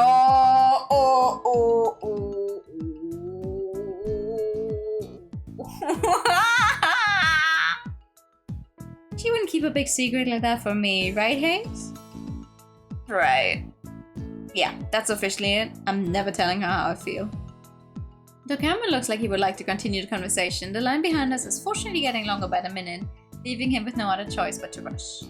Before we leave, he throws us one last snarky grin. Have a nice weekend, ladies. Don't do hell, jerk face. Yeah, you too! Jesus Christ. Poor guy. Listen, he's probably going to be lovely once I actually do any of his routes where I get to date him, but right now he's just the one who gets the most, like, just like, damn, I don't know this guy. He seems like a weirdo. Poor dude. So he has low self-esteem, she can't see it. Oh no. Dad drops us off back home. When I mention I'm going over to Zoe's place, he looks surprised but doesn't comment. This is the first time I'm going over to Zoe's house. Even though we're neighbors and hang out daily, we don't hang out daily. It's always at college or at my place. I've never even set foot inside Zoe's house before. The closest I've ever been is out on her porch or driveway. Welcome to my humble abode. Zoe opens the door, gesturing for me to enter first. The base... Why is it so weirdly blurry? I don't know if that shows up on stream, but it's weirdly pixely. The CG right now. The basic structure is similar to our house, but the design is completely different. As modern and chic as the aesthetic of this house feels, it also feels empty, almost clinical. No wonder Zoe doesn't like being alone here. It's only after a couple of seconds of silence that I realize Zoe hasn't budged an inch, watching me with her soft smile and careful eyes. I should probably break the ice, shouldn't I? Ooh. Your mom's not home, your house is nice. Should we get started? I got straight to the chase. No need to drag things out with awkward small talk. Should we get started? Sure, I'll show you to the kitchen. Zoe takes my hand, leading me to the kitchen. Before she starts unpacking the ingredients, we shrug off our outdoor jackets. You should get comfortable, this might take a while. Accept her invitation, sitting down on a random stool. While letting my gaze wander around the stylish kitchen, I notice a small photo frame. It appears to be the only personal belonging in the room. No, I think that's the resolution of the picture. So it looks like that was saved wrong. Everyone has huge hands. I think that's the art style.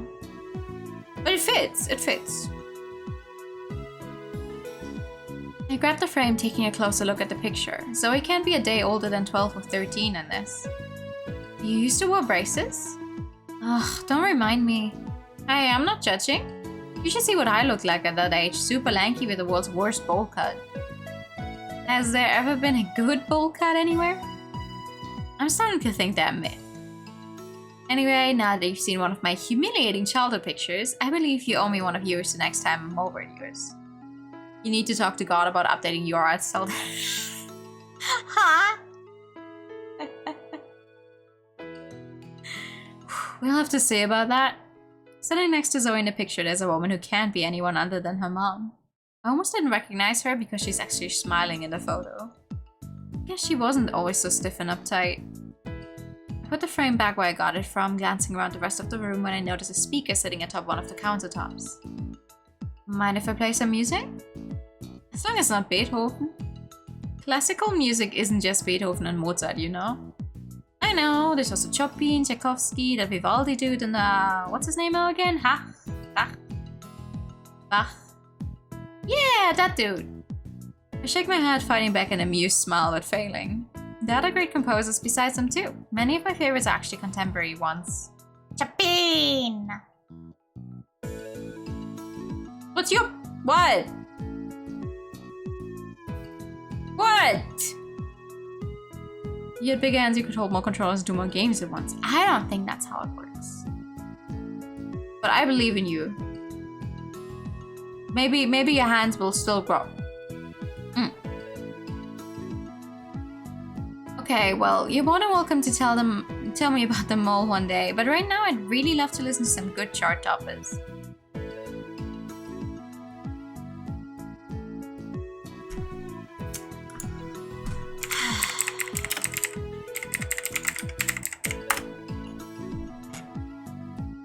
Oh.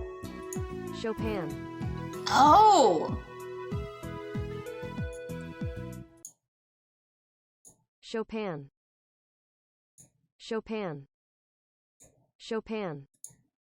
Chopin. Chopin. I see.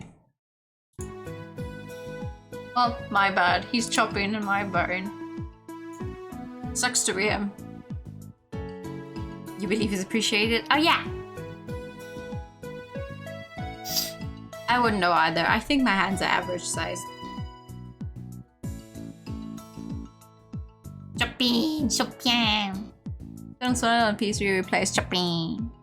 Oh yeah, I know that. Has a very anime-ish cover artwork. I think. If I'm thinking of the right one. I might not be thinking of the right one. I scroll through the playlist on my phone before settling on one that I know suits Zoe's tastes. Your house, your rules. You're giving up that easily? Oh, maybe I should have invited you over sooner. It's not too late to start inviting me over more often from now on. It's weird that we're neighbors and I haven't been over to yours even once. Zoe chuckles but doesn't reply. For some reason her ambitious answer fills me with a nagging feeling of uncertainty.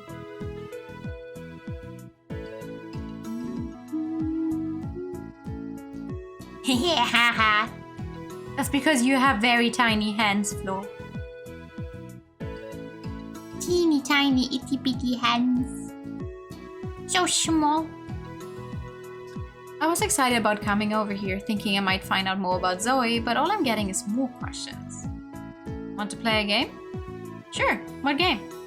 We both get to ask each other 3 questions each, and the other person has to answer honestly, no matter what. Sounds like a risky game. I'm in. Zoe brings out the cupcake pan G-string for me to fill the holes with cupcake pans before she returns her focus to the dough she's mixing together.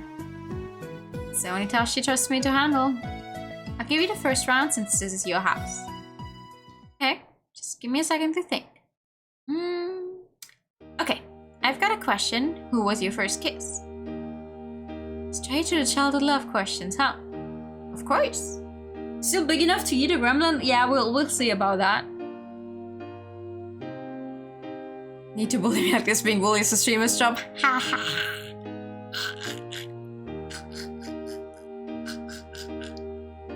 That was a weird sound.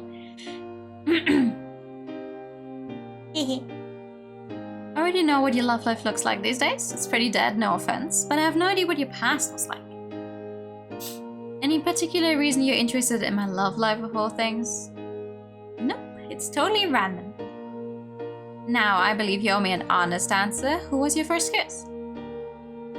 Just some girl. Just some guy.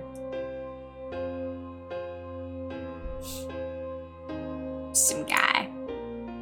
The first kiss was with this guy I went to school with. We texted here and there for weeks, and one afternoon he asked to talk to me alone. He kissed me out of the blue and nearly knocked my teeth out. Ooh. And they say romance is dead. It gets worse. It turned out to be a bet. He genuinely did like me, he claimed, but the kissing part was a bet. When I found out, I got mad at him and nearly knocked his teeth out for real. Then he went around telling everyone I was a bad kisser. How old were you when this happened? 14. Ouch. Fortunately, Adrian and Jace had my back. Eventually, no one dared to bring it up again. It hurt at first, but thinking back, it's pretty hilarious. The cupcake dough almost finished, so he turns on the oven. Your turn to ask me something. What should my first question be? Ooh. Who was your first kiss? Copying me? Not copying per se, it's more like I'm taking inspiration. So I start pouring batter into the cupcake holders. My first kiss was with my ex-girlfriend Eleanor. We just turned 15, I think. We dated for a week before we kissed for the first time and then made things official. Oh yeah, Eleanor. Zoe's mentioned her a few times before. From what I recall, they only dated for 6 months or so before Zoe's mom told her they were moving again. They eventually lost contact, but she was still the longest relationship Zoe's ever had to this day. Do you ever miss her? Is it bad that I wish she doesn't? Zoe shrugs. She genuinely doesn't seem that bothered. Don't get me wrong, I'm happy she was my first love, but I don't think we would have lasted whether I stayed in the same town or not. Even if we were to meet up again, I'd only be friends with her at most. Some things are just meant to stay in the past, you know? Somehow I'm really relieved to hear that. I get it. Zoe stuffs the first batch of cupcakes into the oven, then starts preparing the batter for the second batch. So, cupcakes the only thing you'll be feeding people at this charity thing? No, my project mates would kill me. We will also be serving sandwiches and non-alcoholic beverages. One of my friends works at this cute cafe and offered to supply us with a bunch at a discount. That counts as your second question, by the way. What? You can... You made your bed, now you have to line it. Fine. 6 months, longest relationship? Oof. Why? Because it's not very long? What's your second question? So I only mulled it over a little before she's decided. What's your ideal type? Like, as in a partner? Well, duh. What else would I be asking for? Your ideal type of cleaning products? My ideal type. I stare at Zoe, though she's too preoccupied by her baking to pay any notice to my wandering gaze. Should I just be honest? Yeah, be honest. Come on. My type changes all the time. I swallow a feeling with my thumbs in a poor attempt to calm my nerves. But right now, I think my type is someone who's fun, confident, and outgoing. I've never been a very sociable person, so I'd like my partner to be someone who can force me out of my comfort zone every once in a while. And because I can be a little stubborn, it'd be nice if there's someone who's patient. And if they're a girl, it'd be cute if she's tall, but a little shorter than me. And we're getting more and more specific. My voice grows quieter with each sentence. Eventually, I can't bring myself to say anything more. I need more details and to figure out who I'm talking about for sure. Oh! Hope you find a person like that soon so you can win that.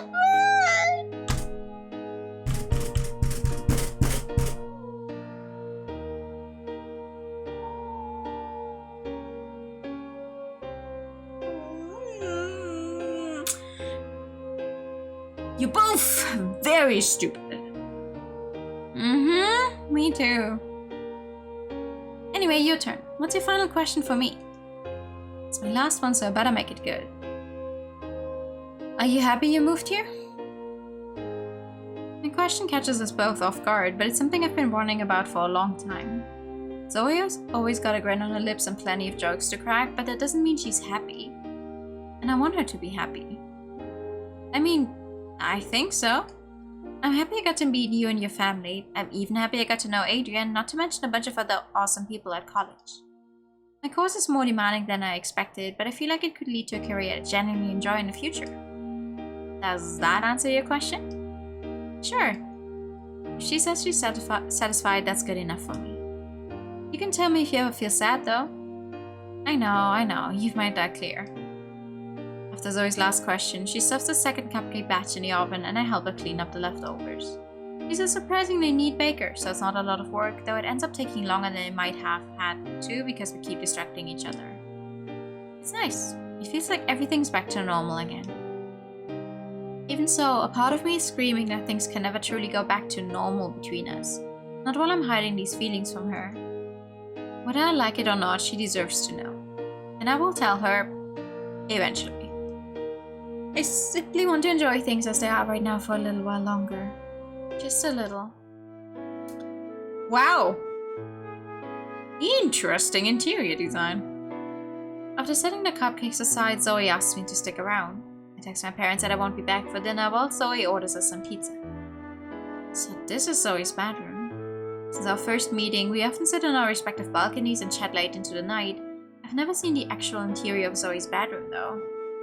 You promised Mom it'll be today, Hazel. Yeah, right? Come on, Hazel. I'm not sure what I expected, but it definitely wasn't this. It's a beautiful room, just as simple and elegant as the rest of the house. But it's like a furniture store gallery room devoid of any individual personality.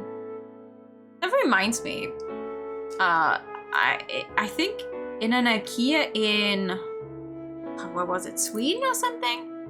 Someone decorated one of the rooms with a bunch of Stray Kids members, the K-pop band.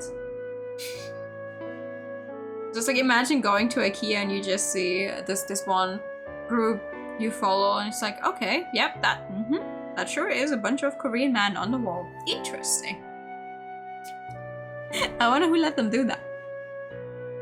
An awkward hand-holding attempt by the time we leave this damn house. Oh, high stakes.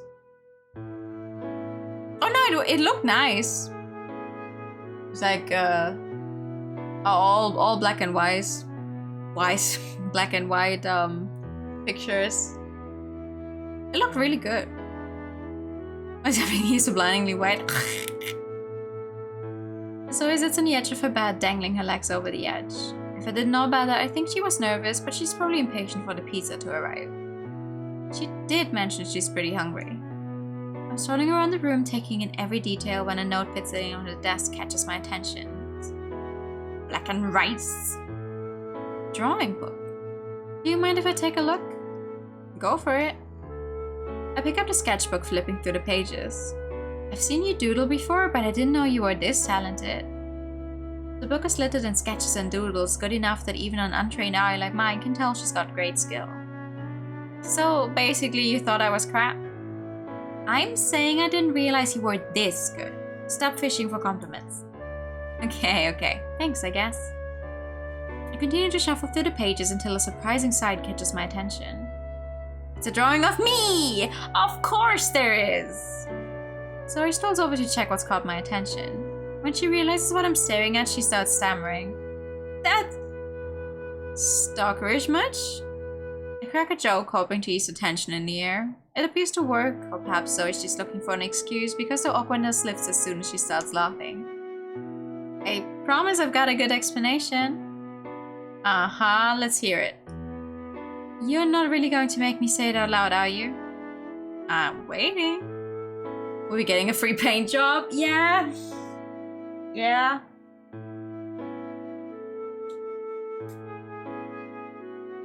I'm just looking at my own room, but no, I have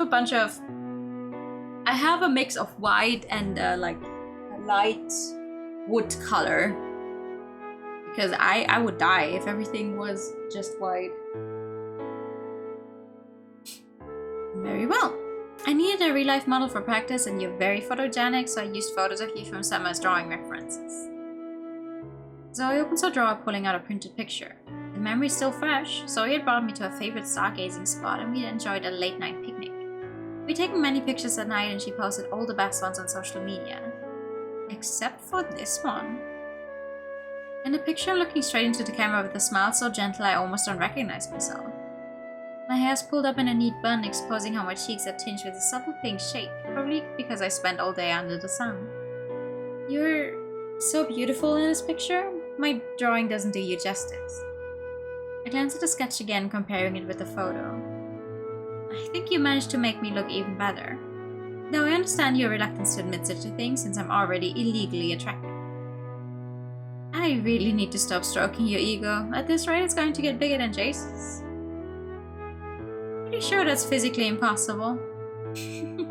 Zoe returns the photo to the drawer while I put the sketchbook papers back on her desk. You could have gotten into a good art school being this talented. Did you ever consider applying to one? If I remember right, her mother's the one who wanted her to study business. In the end, they decided on event management as a compromise, but Zoe's passion for the course seems to go up and down. I considered it, but you know what my mom is like? She thought it was an unrealistic dream. I didn't agree with her at the time, but the more I think about it, the more I see her point. Art is very therapeutic for me, and I prefer to turn into something I feel forced to do rather than something I do because I love. Yeah. I'm not gonna get into using the word talented for drawing skill. I'm not. I do know. Anyway, even if I could turn it into a career without ruining the fun of it, it's too late now. I only barely agreed to attend college in the first place. There's no way I'd ever repeat my first year just to try out another degree. It's not like you have to give it up entirely though. Maybe you could combine your artistic skills with your event management degree somehow. Maybe you could even open up your own art gallery or something, or help organize art conventions. Is that how it works? It's not a field I'm familiar with, so I honestly have no idea. What I do know, though, is that it would be a shame for Zoe to waste her artistic talent. Whether she actually thinks it's a good idea or not, Zoe's still polite enough to smile. Not a bad idea. A gallery feels ambitious, but maybe I could open up an online art store and sell paintings in my free time. That'd be fun, but not too stressful as long as it's not my main or only source of income. You like photography too, right? You could sell both digital art pieces and your photography work. Zoe has thousands of followers on social media who adore her photography content. Since she's traveled a lot, she's got pictures from adventures all over the world posted. What about you? What are your plans after graduation?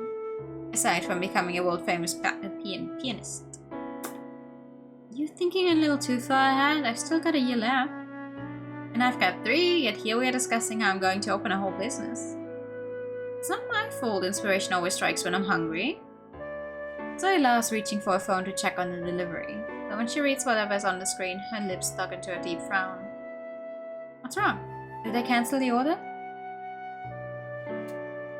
By the way, I got 20% off for my next order on that one that got cancelled that one time. I love my relatable. She started doing commissions on Twitter and stuff.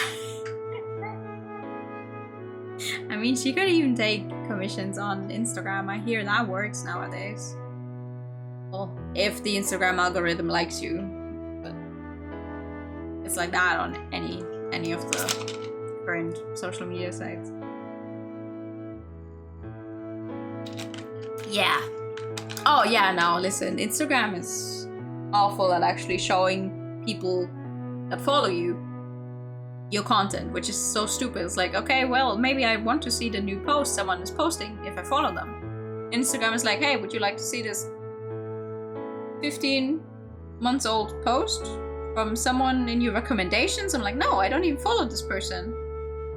I would like to see the content from the people I follow. Ah, yeah, no, fuck you. Be gone. So he shakes her head. She throws her phone to the side, burying her head in her hands. This sucks. What happened? I rest her hand on her shoulder, unsure how else to offer her comfort. So he lifts her head. Can I be super annoying and ask you for a favor? Remember you promised you owe me one for the fake dating plan? Do I still owe you? The plan failed. You promised though? Yes. I do have a faint recollection of promising to party with you one night regardless of the outcome of our plan. Good, because I'd like to change the details of that favor. Our entertainment for the charity event was going to be this local band, but apparently they can't do it for free anymore and we can't afford anyone else. So now you want her to play the piano. We already blew the entire budget on food, venue, and other necessities. Do you think you could perform instead? My hand retreats from her shoulder. I want to help her, but I don't mind helping out, but I don't think I can prepare a good playlist on such short notice. Since I've been so distracted lately, I've barely even had time for my regular practice sessions. I've memorized plenty of music sheets over the years, but an event like this requires specific songs. Please, Hayes, it's a short event, you're free to play whatever songs you want. What are you waiting for, stupid? Don't call me stupid. You're missing the point. This is your chance to ask her out. Huh? Tell her you only perform if she goes out with you. That's blackmail. Isn't that extortion? Do you want her to be your girlfriend or not? Alright. But like... Huh? Wouldn't this be from the favor she still owes from the fake dating? Complicated. Everything's so complicated. Okay, I'll do it. In exchange, you have to... I pause, breathing in. Zoe smiles. After the what? You have to... That's our twin brother. And they're communicating on a meta plane of existence outside of the main game to give random commentary. Tell her you want to extend the fake dating. Maybe she get it without you having to outright say it. Haha! A jacket boy is just the twin brother. You've seen him before, maybe. It's a full breaking twin. Yeah. You have to. I mean, you don't have to. Obviously, I can force you to do something you don't want to do, but it would be nice if you would. With each word, I grow more and more flustered. Go on a date with me. Sorry? I'll only perform at the event if you go on a date with me. A date? I mean, not a date. Just like a friendly date, a hangout. And as always, I'm backing out last minute. I'd love to go on a friend date with you. No need to use a charity event as an excuse. She actually said yes. Though I'm aware she probably doesn't consider this date romantic, I can't do anything about the butterflies swirling around in my stomach. I mean, why would she consider it romantic if you back out and say, oh, it's a friend date at the last minute? It's a short event, but I have to help clean up afterwards. It's better if we go the day after. If that's okay with you? Smile and nod, Hazel. Smile and nod. Well, I'll leave the planning to you then, since you're the one who invited me. Perfect. I'm smiling on the outside, but I'm screaming on the inside. I have to plan the date. Girl, you asked her out! Yes, you are the one planning the date. I've never liked depending on others, but this is an emergency I'm willing to sacrifice a bit of pride for. Which is how I end up consulting Jace for advice. Somehow Adrian also ended up here, but the more the merrier, I guess. I'm not sure I understand what happened. Let's go through this again so Adrian is also up to date. Jace takes the lead, which I'm actually grateful for this time. I'm not sure how much of this I can talk about without cringing to death. Hazel, you asked Zoe to go out with you, correct? I nod. However, you didn't clarify if it was a date or not. Technically, we called it a date. So it's a date. Except I freaked out last minute and called it a friend date. So it's not a date. But it is the perfect chance to find out if she might like you too. What will you be doing on this date? Haven't decided yet. She asked me to plan it. Awesome! We already have the upper hand. You should take it to a place with lots of fun things to do so you won't have to worry about holding a conversation. Knowing you, you will definitely get nervous, so less talk is better. It's hard to find a good date spot like that in winter. What about an amusement park?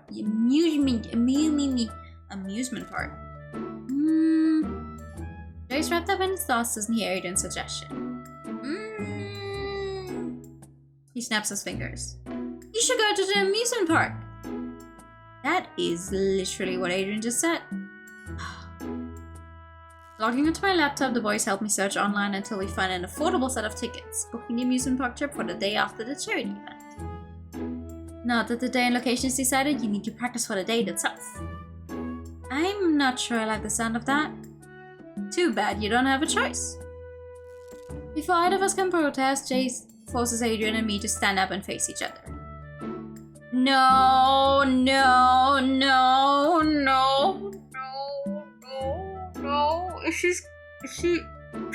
If she ends up bursting in here and seeing us hold hands with Adrian, I'm gonna scream and cry. Please don't. He orders Adrian to act like Zoe, then tells us to hold hands and pretend like we're on a real date. I'm not sure this is going to work. Well, with that attitude, of course it's gonna fail. Show some enthusiasm. Adrian sighs, throwing me an apologetic look. I should be the one apologizing to you, Adrian. I'm sorry my brother is like this. After a couple of minutes of awkwardly trying to follow his instructions, I throw my hands up in defeat. This doesn't make any sense. What do you mean? It makes perfect sense. No, it doesn't. No offense to Adrian, but for starters, he's as tall as a tree and has abs instead of boobs. How is he supposed to mimic Zoe?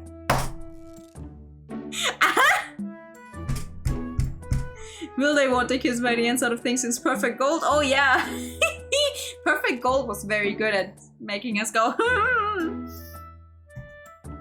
You're the one who lacks imagination. Adrian's really nailed his Zoe impression. I mean, he has the blue hair down, I guess. Jake snaps his fingers at Adrian. One more time, Adrian. Adrian tries to relax his expression and force a smile. For safety purposes, we will sense his expression here. Terrifying. When he speaks, Adrian's using a high-pitched tone so jarring I almost want to rip my ears off. Hi, I'm Zoe. I like beaches, parties, and astrology, even though it's pseudoscience without any real scientific evidence to support its claims.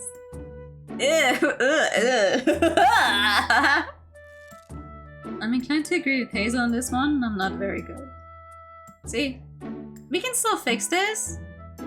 He's not letting us go anytime soon, is he? Whoa! I thought this was a school project charity event. Jesus.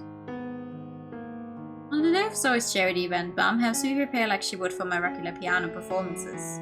A part of me worries I might be overdressed, but even if I insisted on wearing something more casual, Mom wouldn't allow it. When I arrive at the venue, I find Zoe running around. I haven't seen her for a few days since she was so busy setting up the event and have been glued to the piano room preparing a playlist for the event. When our eyes meet, a broad smile surfaces on her lips. Hazel, you here? Ooh, you have a different outfit on. She drops everything she's doing, running over to my side and wrapping her arms around me. Thank you again for doing this. I seriously owe you. She freezes and drops her voice to a whisper. Date. I owe you a date, don't I? She doesn't wait for my answer, waving over another volunteer to show me to the stage. Before I can follow them, she stops me. By the way, you look great. I mean, you always look great, you're well aware of it too, but you look especially beautiful today. I blush so hard I don't even bother trying to hide it from her. Anyone nearby that's been paying attention will already have noticed. Thank you. Speaking the truth. A few moments later, I'm seated on stage. I'm used to performing on stage, but I still get jitters having everyone's attention on me like this. I steal a quick glance at the audience where I notice Zoe watching me from the crowd. She sends me 2 thumbs up and a warm grin. Don't worry, Zoe, I'll do my best for you. I am unsure. I think she has a dress on and just a suit jacket. Going by how much, like, how it's cut, but cling to the thought I give the performance all I got. We don't even get to see it. So sad. So sad. Jay suggested I keep the location of our date a secret, since Zoe's always been fond of surprises.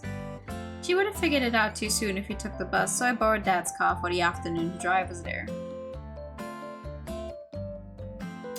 Okay. They ran out of budget for. Valid. I haven't been to an amusement park in ages. This is so cool. Oh, good. We'd never really talked about carnivals or amusement parks, so I had no idea if she liked these kinds of things.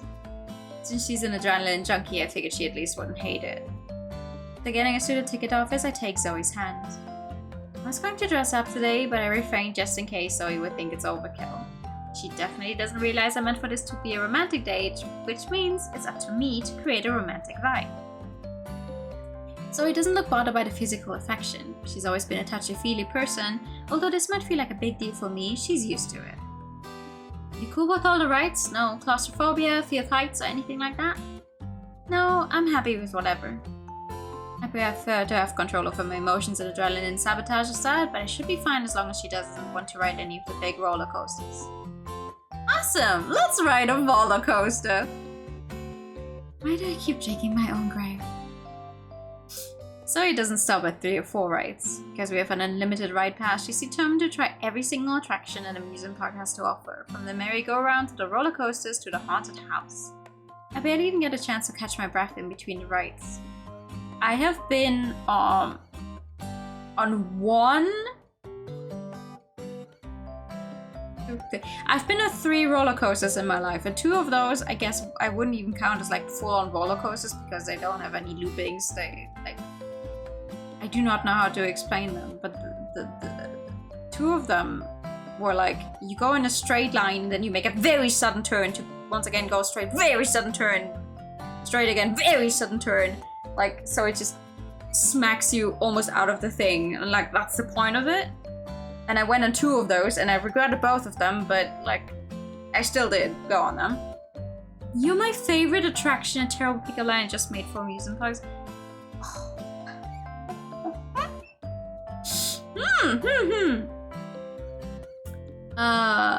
And I've been on 1 like actual roller coaster in Japan, and we asked them, it was like, hey, is it safe for us to keep our glasses on? And the guy was like, yeah, it's fine. Like, they let kids on it, right? So it couldn't have been that bad. They let small kids on this thing. I have never... There's very little things in my life I regret more than getting on that roller coaster. With my glasses on. Because I ended up almost getting a concussion from how hard my head, like, went everywhere, and I was so afraid of losing my glasses. It's not very comfortable trying for the love of everything to hold on to your glasses, like covering your entire face, because you know you're moving very quickly, right? Let me wear glasses. No. As a child, I went on one of those. I do not know how to describe them, and there's none on the screen that I could show you. Like not a merry-go-round, but one of those things where they strap you into a little gondola thing, and then the entire thing moves at a very high speed, and then the little arms where each of the gondolas is on, and you're in one of them, also moves in all kinds of directions, like at very high speeds to the right, and then it will suddenly stop and then go in another way. Yeah, you love those? I was too small for one of those when I went on as a child. Like I almost fell out of it. That was not a fun experience. It's very scary when you feel yourself being pulled out of the thing. It's like, oh yeah, I'm holding on with all my life, but I'm too small for this fucking thing. Good, lovely. Had some rice feeling a lot fly off. Scroll cages. Cage is kind of like a Ferris wheel. I mean, that sounds okay. Ish. Cage with your body weight at full 360 degrees. Okay. The good thing is we don't have any amusement parks here, so God knows when I'll get to go to another one. When I finally do, it's only because Zoe's hungry and insists we should grab a snack. I love cotton candy. I'm not taking a bite from my own and letting it melt in my mouth. Thanks for paying, by the way. I'm only trying to repay you. You must have spent a fortune on the ride passes. It's all Dad's money, so it's fine. He knows the money was invested in a good cause. You're not afraid of heights because you're insane. Oh, I'm not afraid of heights either. That's not a problem. What shall we do next? Rounding a glance around the park. At this rate, this is really going to be just a friendly hangout. You already forgot my advice, huh? All I remember is the trauma your practice sessions induced on Adrian. He looked ready to die when you said he should try on a skirt to make it more authentic. Oh. You gotta dress for the role. Won't hurt as bad as it did when you fell from heaven. Did it hurt? When I'm distracted by my thoughts, Zoe's distracted by something else. I follow her gaze. I think she's looking at those game booths. Pretty good at those. Really? Got a lot of practice. As a kid, I'd force my parents to pay up until I won whatever I wanted to win. Their wallets definitely didn't appreciate my stubbornness, but practice makes perfect. Definitely sounds like something you do. I can teach you. You do that. I can't promise you will win anything, but I can give you a few pointers at least. Zoe nods eagerly and I lead her over to one of the booths. This one doesn't look too difficult. The booth attendant greets us with an eager smile. Are you looking to play around? I shove a $20 bill into his hand. $2 per round, right? Give us 5 rounds each, please. Attendant quickly explains the rules and gives us a chance to get into position. Hi! Yeah, thank you for coming by. You got some stuff to take care of? Okay, good luck. So, what's your advice? It's easy if I show you. I stand behind her, placing my arms on her waist and fixing her stance. 100% focus on the technicalities of it all, I almost miss the rise in temperature. So you stand like this, then when you throw, make sure that you... Suddenly Zoe jerks away from me. That's a note. I think I get it. She grabs a random ball, chucking it without double-checking her aim. It misses the goal by a large margin and she chuckles nervously. Huh, that was embarrassing. Stop laughing at me. I'm trying, but it's too funny. Zoe pouts. Whatever, I'm still warming up. She's definitely not got it. I leave her be, returning to my own bench. I give her a chance to try and get it by herself. I block out her surroundings entirely, muting all the background noise from the annoying carnival music to the screaming children. Oh yeah. I aim straight for the smallest goal, scoring the highest points. Yes! That's a lucky shot! No way you can do that again. Underestimating me will only fuel my determination. When I score the smallest goal again, Zoe starts cheering for me, watching with hopeful eyes as I score one ball after the other. I can't believe you got all 5 rounds. No, you weren't kidding when you said you're good at this. I always knew this obscure talent would prove handy one day. Since you got the top score for all 5 rounds, you can pick any of the top prices. I glance at the prices, then at Zoe, then back to the prices again. Which one would she like the most? I'll take the teddy bear. She likes fluffy things, and a teddy bear can brighten up her room a little. The booth attendant hands me a white teddy bear. It's big, but small enough for me to comfortably carry it with only one arm. And I wish I'd won a teddy bear. Zoe pounds, glancing at the pin-sized charm she won. Yeah, that's basically just a pity prize. I'm about to explain to Zoe that the teddy bear is actually for her, but her attention is already elsewhere. By the way, I heard there's going to be fireworks in a bit. We should find a nice spot to watch. She grabs my hand, tugging me along with her. Oh! Oh, nice. The That's a lot of detail. We eventually find a spot that isn't too crowded. Since it's getting colder, not a lot of people are coming out to the amusement park these days. As soon as the sun is completely set and the stars start to pop out, so do the fireworks. They light up the dark night sky with dozens of different colors. But no matter how beautiful the sight is, it all pales in comparison to Zoe. Zoe... When her eyes flickers away from the night skies to meet mine, I shove the teddy bear into her arms. I want you to have this. What? I want you to have the teddy bear. Yes, I can see that. But why? Because I want it for you. But I pushed it forward again, urging her to take it. With trembling hands, Zoe accepts the gift. A shy smile blossoms on her face. Thanks, I'll cherish it. I shoot her a sheepish grin. You better. With the fireworks occupying Zoe's attention, I can focus on my thoughts. This is it, a chance to confess.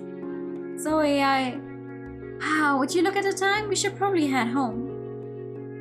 Girl, please! Hugging the teddy bear tight against her chest, Zoe starts walking in the direction of the park's exit. I grab her elbow, holding her back. Zoe, wait. No, Hayes, people are going to start leaving as soon as the fireworks finish, and if you don't hurry, we're going to get stuck in a line to the parking lot and... You already know what I want to say, don't you? The shock that flashes over Zoe's face answers my question. She already knew. She's probably always known. The reason you've been trying to avoid this talk is because you don't like me back, isn't it?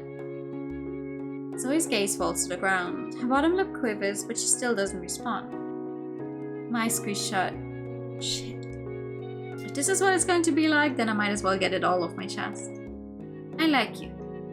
I want you to be my girlfriend. I understand you probably don't feel the same way, but I still wanted to tell you because I don't think I can get over you if I don't. Zoe shakes her head. No, you don't understand. She swallows, her gaze still avoiding mine. I like you too. But my mom's moving again. My heart skips a beat. But I can't be with you. My hopeful smile falls. What? I don't understand. If we both like each other, then what's stopping us from being together? It's not like my family would ever disapprove, and Zoe's never really cared what her mom thinks, so I don't think she's unsupportive either. Hazel, you're such a strong person. You're a good person, a kind sister, a great daughter, a loyal friend, and a skilled pianist. She breathes in then out. One day I'm sure you'll be an amazing girlfriend too. Just not my girlfriend. Her voice is trembling as if she's only a heartbeat away from breaking out into tears. I don't deserve you. Oh, shut the fuck up! What? I hate how lame I sound, but I don't know what else to say. I don't understand what she's trying to imply here even. If anything, I'm the one who doesn't deserve someone as amazing as her. You have your entire future mapped out. You're someone who's going to accomplish great things. And I'm just me. I feel my anger rise. Take that back. Huh? What do you mean you don't deserve me? Does anyone really ever deserve anyone? I care about you, flaws included. And I'd like to think that you might care about me too, no matter how annoying or childish I can be sometimes. Isn't that all that matters? Whether we like each other enough to look past the other's faults? A smile returns. So let me say it again. I like you, Zoe. And if you let me, I'd like to be your girlfriend. If you let me, I want to spend the rest of my life getting to know you. If you let me, I want to help you find what you want from life, and I want to be there by your side as you grow into the best person you can be. If that's not what you want, I won't force you. Wait. We can be friends, or just strangers if my feelings make you uncomfortable. It's up to you. Just don't ever undermine yourself like that again. I won't sit still and listen to you selling yourself short.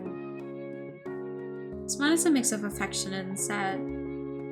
Of course I want to be with you, but what if you don't like who I am after you get to know more about me? I've got sides of me that aren't very pretty. Don't we all? Take me for example. I'm jealous, prideful, and stubborn. I'm clingy towards the people I like, and I have a short temper. I have insecurities about my body and my character. There's so many parts of myself that I used to hate, many which I still struggle with. But I'm learning to love them, and you can learn to love yours too. We have all the time we need in the world to learn to love ourselves and each other. I stroke her cheek, wiping the tears away as a faint smile lengthens her lips. Together. You promise I won't scare you off? Not even if you threaten me. She giggled slightly when I kissed her cheeks, pressing a soft kiss against her forehead. Before we leave, there's one last thing I'd like to do. And what's that? Kiss me. And give me a CG for it. I grinned. With pleasure. Yeah!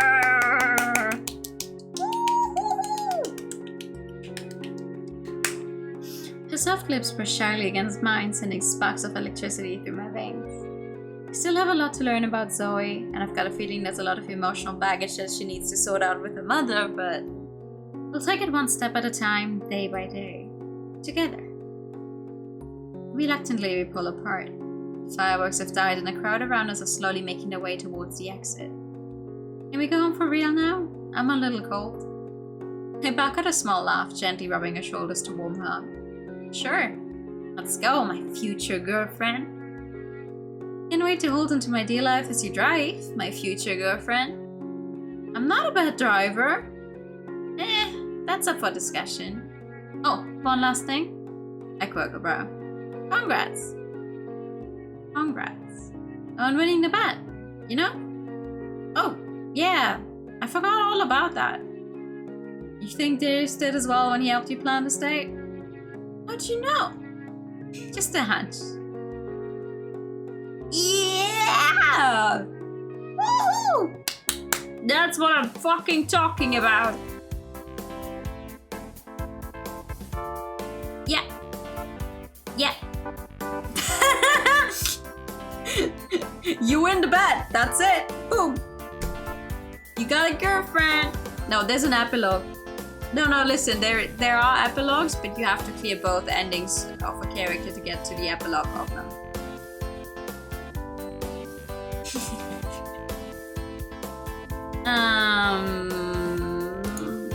Well, let's see, hold on.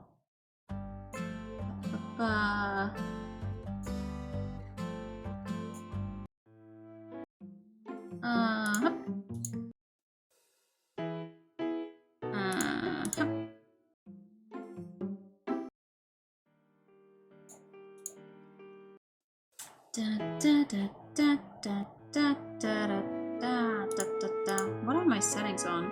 Unseen text, yeah, okay, no, that's good.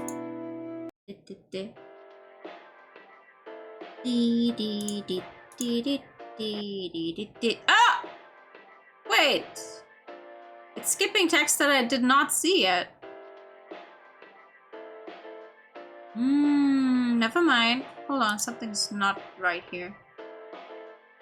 I only want to skip unseen text.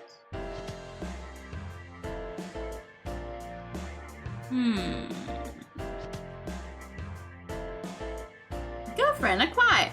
There's a lady with short black hair and blue eyes. I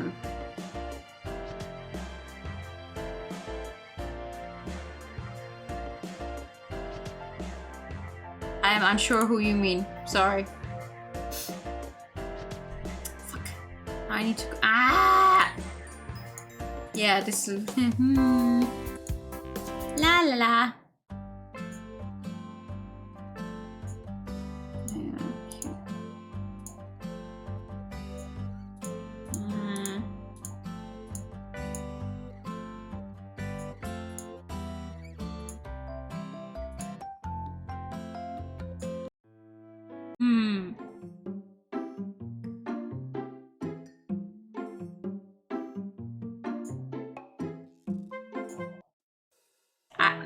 Nope.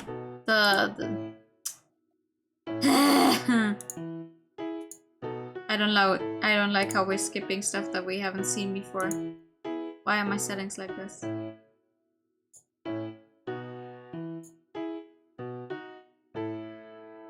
It shouldn't be like that. I mean, sure, okay, now I've seen it, I guess. Why is it? Oh, that's her mom! The one with the short black hair and blue eyes. That's the mom.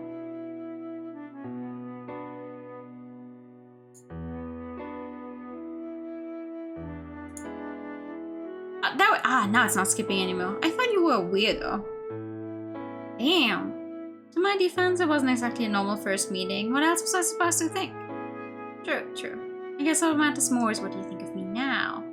I still think you're a weirdo. Why do I even bother asking when the answer's only going to hurt? At least you're a cute weirdo. What the f? Please tell me you didn't just say that aloud. Don't harm me. You heard me the first time. With that confidence, you probably let it go. I hope. No, I really didn't. Could you please repeat that? I don't like to repeat myself. Ugh, you're such a cheapskate when it comes to compliments. I knew she heard me. Praise from me is expensive. Next time you should listen better. Alright, I keep my ears wide open around you from today onwards. Anyway, summer was awesome, wasn't it? Sure was. There we go, let's go for a swim. Alright. So he grabs my hand, pulling me toward the clear blue water. At some point, Zoe releases my hand, stalking ahead of me deep into the waters. With an excited grin on her lips and her rebellious locks flowing through the wind, she looks carefree and happy and... No, this one is the dramatic end. Could you be any slower, Hayes? At this rate, the ice will probably be back before the water even reaches your waist. Is that a challenge? If it makes you walk faster, sure. I follow her deep into the water. We stop when Zoe has to stand on her tiptoes to touch the ocean floor. Both my feet are still firmly planted on the ground. See? No frozen waters in sight yet. What shall we do after this? We just got into the water. Are you already bored of me? Are we going to kiss make a Spanish tango poster? God knows, I don't know. I'm playing this video game blind. Same as you. Sorry, I'm an impatient girl. So, what do you want to do? I try to shrug, but it's a little difficult when most of my energy is focused on keeping my head above water. We could get lunch. I didn't eat much for breakfast. Oh my god, I just had the best idea ever. What exactly does this best idea ever entail? We should have a competition. When it gets free food, the loser has to pay. Aha, now we're talking. How are we competing? Let's do a breath holding contest. Winner is whoever holds their breath underwater for the longest. Cool, you on. Please don't drown though. I'd hate to lose you so soon. Oh, I'm a natural at this. If anyone should be wearing the pretty little hat, it's you. Shh. I have you know you're talking to an underwater breath holding champion. Wait, everything once most of the time? That's not true. At least half the games I play on stream are games that I know nothing, like that I've not played before. It doesn't mean I know nothing about them, but I've not played before. The only immediate outlier to that, for example, would be Frozen. Frozen? Flowers, Jesus Christ. Like the most recent one that comes to mind is Flowers. And even then I've only played the first 3 Flowers games, and the reason I'm replaying them is so I can have the chance to play the 4th one on stream. I try not to replay games that I already know myself because I feel like my reactions are not as genuine because I already know what's going to happen. I've had numerous battles against Jace and won every single one. Jace probably lost because he cheated. I've won against Adrian too. Adrian's too kind for his own good, he lets you win at everything. He does not. Does he? Whatever, I'll prove it to you. Looking forward to it. On a count of 3? 3. 1, 2, 3. I take a deep breath and dip below the water surface. I keep my eyes squeezed shut first, but after a little while, curiosity gets the best of me and I open them. Zoe's eyes are wide open as well, a small smile stretched across her lips. While I feel like I could stay here forever, gazing into her blue eyes, I'm slowly growing increasingly aware of the lack of air in my lungs. Zoe's not the type to back down without a fight, which is actually a good thing. There's no fun in competing without a little challenge. Ooh.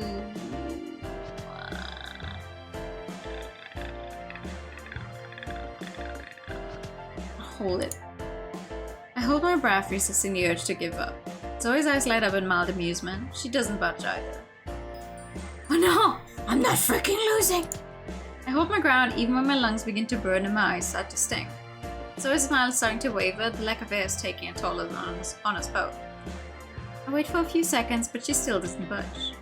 At this rate, I actually will die. No, okay. do it. My pride isn't worth it. I swim back to the surface. As soon as my head is above water, my lungs are breathing in the fresh air again. I feel relief spread through my chest. Zoe joins me only seconds later. She's probably no less out of breath than I am, but she smirks and puts up a tough front anyway. What happened down there? She breathes in. Her next sentence is less shaky. I thought you would last at least another couple of seconds. Winning is overrated. Sure. I just hope your wallet is ready because I'm absolutely starving after that match. My poor wallet. Oh. So she could have gotten Martin off. Oh, true. Aw, man. I didn't think about that. Well, yes, but it looks like you're trying to invade my personal space. A hug tightens. Isn't this great? Hugs are the best. Actually, breathing is the best, and on that note, you're slowly cutting off my air supply. Zoe loosens her grip only slightly, but enough for me to inhale some more air. Sorry. That's got to be the least genuine sorry I've ever heard. Still, because it's Zoe, you can't do anything but smile. Rest assured, I come in peace. Just curious to see what you're making. And you do that from a more comfortable position? Yeah, okay. You've seen all this. This is... It's cheesy. This is when they talk about the parents being lovey-dovey, I think. Just because you don't believe in soulmates and true love doesn't mean you have to be such a pessimist. Don't get me wrong, I'm happy for them. All I'm saying is I don't want a relationship like that. Zoe shrugs. You say that now, but love makes you do crazy things. Maybe. I would explain my parents' erratic behavior.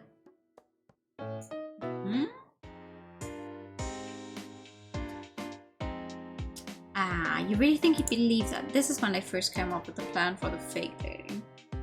You think Jace would fall for that? See. Though Zoe and I might spend a lot of time together, it's only ever been as friends. Jace is smarter than I like to admit. He will notice something fishy is going on. If you make it so obvious it can't possibly be fake, why wouldn't he? And how would we do that? I won't make you do anything weird if that's what you're worried about. She's got a point. Why rush into a relationship with some random person? Yeah. Okay, that's the same. Like drowning say a crush will give you mouth to mouth and then you open your eyes and getting it to see an old man you rough now takes off a cigarette.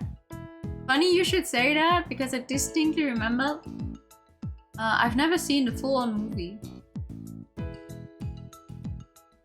But one of the, you wouldn't know that from the German movies, but wasn't there one scene, because I distinctly feel like it was one of the Ochsenknecht brothers who played in it. I think it had something to do with Wilde Kerle. Or at least it was another movie one of them was in, where exactly that happened, where one of them pretended to be drowning Fanny because the crush worked as a lifeguard. But she was like, oh my god, I don't know if I can do that. She was hesitating all the while this other guy came sprinting just to give mouth to mouth immediately. Oh my god, that's an old memory. Jesus Christ. I do not remember what that movie is called. I've never seen it, but I remember that one scene. I think because it was in a trailer for it or something. More uncomfortable. Zoe grins and throws an arm around my shoulder. As she settles down, the tight space becomes a little more bearable. She fits pretty perfectly on top of me. Oh god, that sounds so wrong. I take it back. I take it back. Today I didn't get mouth to mouth with my crush, but I did have my gay awakening. Oh, no. I was a really old guy who was the head of the guard there, so... Obvious enough. Threaten him gently. That's what we did before. Sounds like a waste of time. You hate spending time with me that much? No!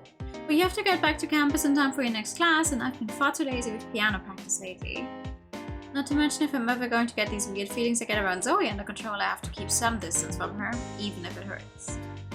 I'm not a tyrant, I won't force you if you don't want to. Simply thought it might be fun for us to spend time together outside your house for once. We rarely ever go out together. Yes, that's true. Aside from the occasional lunch at town with the boys, Zoe and I don't spend much time together outside our neighborhood and my house. It's not for any particular reason, things simply turned out that way somehow. Why would we? It's a lot more convenient to hang out at my place since we're neighbors. Yeah, but if you want a change of scenery, we can hang out at yours too. She flinches. Oh, my place, it's nothing special. Your house is way more fun. Something tells me I need to change the subject. Let's go. We've kept some matching jewelry to find. Right, let's go. It doesn't take long for us to decide on a matching bracelet. We've seen all this. Then Junior's like, oh, you guys are dating. Let Zoe handle it. Don't say anything. Oh, don't ask her if she's alright, damn. She'll share whatever's going on when she wants to, if ever. It's better to not force her to say anything. I'm going for a walk. Didn't feel like going to bed yet. Oh, cool. Yeah. And awkward pause. Mind if I join you? Not at all. Let's go. Then they walk together in silence. Then we go on the trip with her mom. And then we talk to the mom. How was your meeting? I snapped to me, her surprised her parent. Yeah, she wasn't expecting me to try and start a conversation with her. It was good. Easy enough. Your name was Hannah, right? It's Hazel. Yes, Hazel. Of course. I knew that. She's unexpectedly awkward. So it says you're almost in your final year, Hazel. What do you study? I'm in a music program, but I also take some literature and philosophy classes. So you like to read? I read manga and visual novels all the time, but I've got a hunch that's not what she's asking about. Sometimes. Music, you say? What instruments do you play? Just the piano. You say just as if you aren't amazing at it. Well, I'm not terrible. I love the piano. It'd be nice to hear you play sometime, Hazel. Taken aback by her kind words, I don't get the chance to reply before Zoe does for me. As if you get the time. Make time. Come on, we both know you won't. Zoe... And then it's Jun.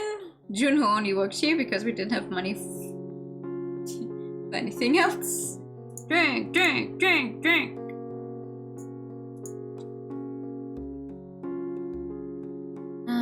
Oh no. Oh, stop talking nonsense. Enough nonsense, you need beauty sleep. Are you calling me ugly? What? No! It sounds like you're calling me ugly though. Now I'm sad. Sorry, I'll call you pretty if you go to bed.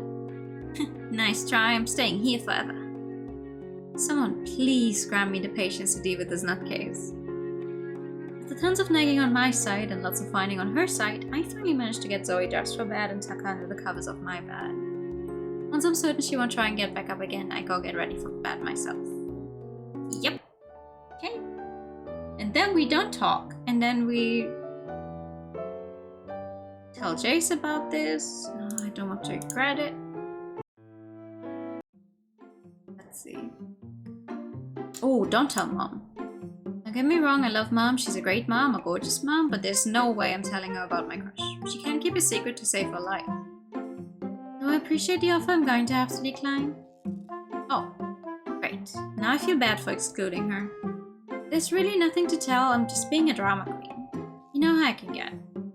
She nods slowly. I'm not naive enough to believe she's actually content with that answer, but she would never force me to tell her something I clearly don't want to share. That's nice. That's why with a gentle sigh she relents. You say so, dear. I should go head to bed now, got an early morning tomorrow. She moves to leave but pauses by the door. One last thing. I know you don't want my opinion, but if you did, I'd tell you that I think you and Zoe would make a lovely couple. Your dad definitely shares my opinion. You would have full support from both of us. I flush bright red. Why would you say that out of the blue? You know very well it's not out of the blue, sweetie. She shoots me a quick wink, shutting the door behind her as she leaves. So she already knew. Am I seriously that obvious? Well, Hopefully Zoe still doesn't have a clue. Of course, I know I'm going to have to tell her eventually. I can't realistically keep hiding this from her forever. But I need more time. Just a little more. I sneak a final glance at my phone before I start preparing for bed, only to find blah blah blah blah blah blah blah blah blah blah. Your mom's not home? Told you she was only staying for a few nights. Who knows when she'll be back again. Anyway, I'm happy she's gone. It's uncomfortable when she's here. Ooh. Hi TK, good evening! Okay, wait, what's the story when we say just some girl? Just some girl, we were 16 I think, and she asked me out for Valentine's Day. Was it your first date? Yes. The date itself was okay, although the kiss was pretty awkward. I don't regret it though. She was cute and nice, and even if it didn't lead anywhere, it was fun. Why didn't it lead anywhere? Well, after our day, she ghosted me for days before admitting she always had a crush on Jace. Ooh. Yikes. What's your favorite place? Okay, so that's the difference in options to choose then. You've told a lot, right? What's your favorite place of everywhere you've been to? So he starts pouring bats into the cupcake holders. That's a tough question. Australia. We only lived in Sydney for a year, but the beaches were great and the shopping malls even better. I rarely ever got bored. Oh, and don't even get me started on all the hot surfers I got to hang out with. Sounds like I should be adding a trip to Australia on my bucket list. Only if you bring me with you. Of course you're invited. Who else is going to make sure I don't get lost? So that's the only reason you want to bring me along, to be a tour guide? We really should go for a trip sometime though. It'd be so much fun. Let's make sure to go somewhere tropical though, okay? And by tropical you mean somewhere with a good beach and cheap drinks? You've read my mind. Okay, that's the same. Oh. Would you ever consider getting matching tattoos with me? No. Not even a moment of hesitation? Tattoos can be beautiful, but I don't think I could handle having something permanent etched into my skin like that. If I were to say yes though, what type of tattoo would you want us to get? A pinky promise tattoo? Or an inspirational quote? Or just our names? Do not tattoo someone else's name. Listen, I'm very open in what kinds of tattoos you could get, but name tattoos, I know, we could get... Zoe trails off talking about all the different tattoos she would like to get in the future. I merely smile, letting her go on until she's finished. Maybe you're right. There's too many different tattoos you could get. Good thing I've got plenty of skin to cover. Just don't get anything too crazy. What? But it's not fun if it's not crazy. Anyway, your turn. What's your final question for me? Good question. Oh. After helping Zoe pack up the cupcakes, I receive a text from Jace mentioning dinner will be ready soon. Zoe walks me to the door. Today was fun. Yeah. I wonder when I get to see you again. I'm still unsure if Zoe was intentionally ignoring me or if she was genuinely busy. As badly as I want to know, and despite how the answers to my concerns are only a question away, I can't bring myself to ask her. And she goes after the access and you could have the tattoo revoked to a hit list. Oh no.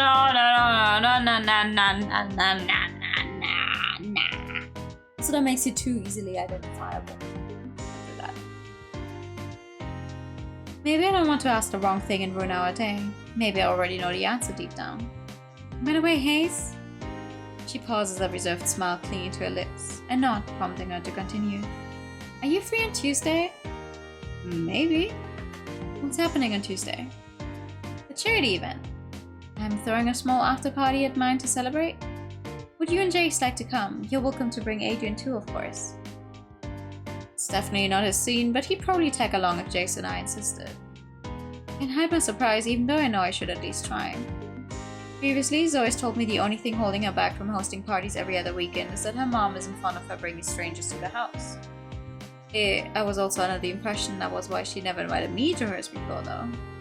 I'm beginning to doubt that's the full truth. Your fast says it all. Don't worry girl, I got permission from mom since it's a special occasion. I hum an understanding, mentally weighing the pros and cons of attending. Who knows when I get to see Zoe next if I don't go? She's so unpredictable these days, she might suddenly start ghosting me again. Someone not answering you for like 2 or 3 days is not ghosting, but okay. Like, I've seen ghosting before, it's not that. A party could also be the perfect chance for me to come clean to her about how I feel, with a little bit of help from liquid courage, obviously. Okay, I'll be there. I really like her a lot, giving in so easily. And here I thought I'd be forced to remind you about that favor you promised me. So basically, I was going to have to go whether I wanted to or not. It's the illusion of free choice. Check I learned from you, remember? I really am a terrible influence. Maybe her mom is right to not trust me. My phone chimes again. I don't have to check to guess who it's from. Okay, I think that's my cue to leave. Mom's going to go berserk if I let the food go cold. You sure you don't want to come over? Should be plenty enough for you too. I'm good, thanks. I've been craving pizza all week, so I was already planning to order tonight. People get busy and don't forget or think they've replied. I'm not guilty of that sometimes. I'm guilty of that many times, actually. I'm the type to read a notification, like, if the notification shows me the entire message, I'll think, okay, yeah, I'll answer when I have the time. And then I forget. And then it'll be days later, I'm like, fuck, damn it. I'm very guilty of that. Alright, promise you text me if you get lonely. So I simply laughs, offering no further words before I step outside. Only a week later, I'm standing in the middle of a pile of clothes, physically and mentally prepared to vomit my insides out from the pent-up excitement and distress.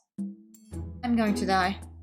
Seriously, this is the night I die. I will die tonight. And if not tonight, I will die early tomorrow morning when I realize the severe level of humiliation I will have brought upon myself tonight. Can you stop? All this talk about death is ruining my mood. It's only been a few minutes since I dragged Jace and Adrian inside my room to get their opinion on what I should wear for tonight. They both already look beyond done. You've ghosted your mother! There's at least a billion things that can go wrong. For example, the house might set on fire. I've got the local fire station on speed dial. Or the house might get attacked by aliens. Or even worse, you might meet a dude whose girlfriend broke up with him because she fell in love with you and then you get into a fist fight and Adrian has to... Holy shit, sis. You sure you're okay? I've never seen you this... emotional. The frown of concern on Jace's face is uncharacteristically sincere. For him to be this worried about me, I must really be out of it. What's wrong with you? You're the one who wanted to go out tonight. Did you change your mind? I think that's the point. What do you mean? If she discourages us from wanting to go out tonight, then she will be granting herself an excuse not to go as well. Do you really have to call me out like that, Adrian? It's for your own good. Jace's irritation is evident in the tone of his voice, even as he tries to maintain his cool. Seriously? You're the one forcing us to this party, so why are you backing out now? I'm nervous, okay? In case you haven't noticed, I'm barely a second away from having a mental breakdown. Jace wrinkles his nose, probably growing increasingly convinced that I'm merely being overdramatic. To say Adrian releases herself right after is strangely comforting. It's not weird that you would find tonight overwhelming. It's actually very understandable considering that tonight could change yours and Zoe's relationship forever. Is this pep talk supposed to help? Because currently it's only making me freak out more. It's normal to experience anxiety in a situation like this. All it does is prove that you care about Zoe a lot, and that's a good thing, isn't it? Next to Adrian, Jace loudly scoffs. I shoot him a warning glare before focusing on Adrian again.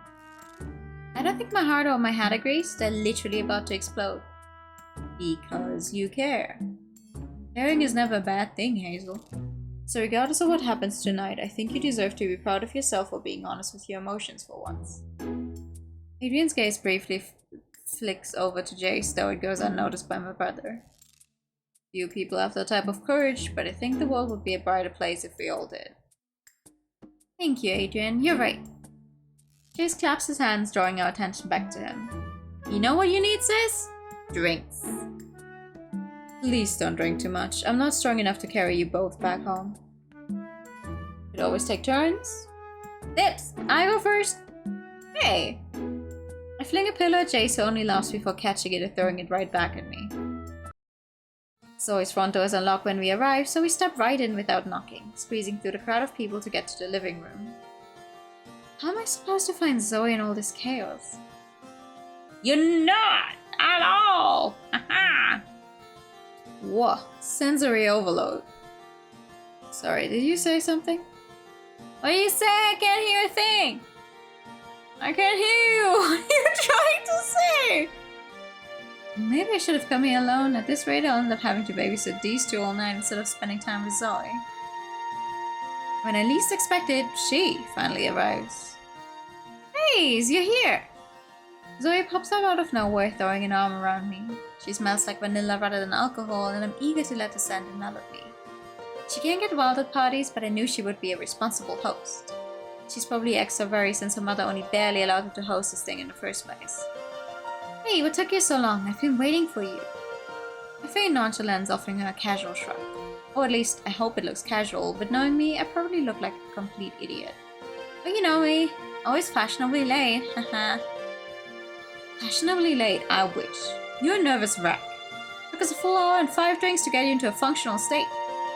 She doesn't need to know the itty-bitty details. 5 drinks? Before you even go to the party? Zoe grins at the boys, pressing a quick kiss on both their cheeks. I can't help frowning at that. Why am I not getting a kiss? I should get 2, 1 for each cheek. Happy to see you boys too, though I didn't actually expect you to show up. She steps away from them, throwing her arm around my shoulder again. Suddenly all order has been restored and my frown is replaced by a shy smile again. Jay's eyes is amused, but ultimately focuses his attention on Zoe. As if we'd ever miss out on your first ever party. He says that, but the real reason Jace came is because he wanted to confirm if it's true that Zoe never invites anyone over because she's hiding a corpse in her basement.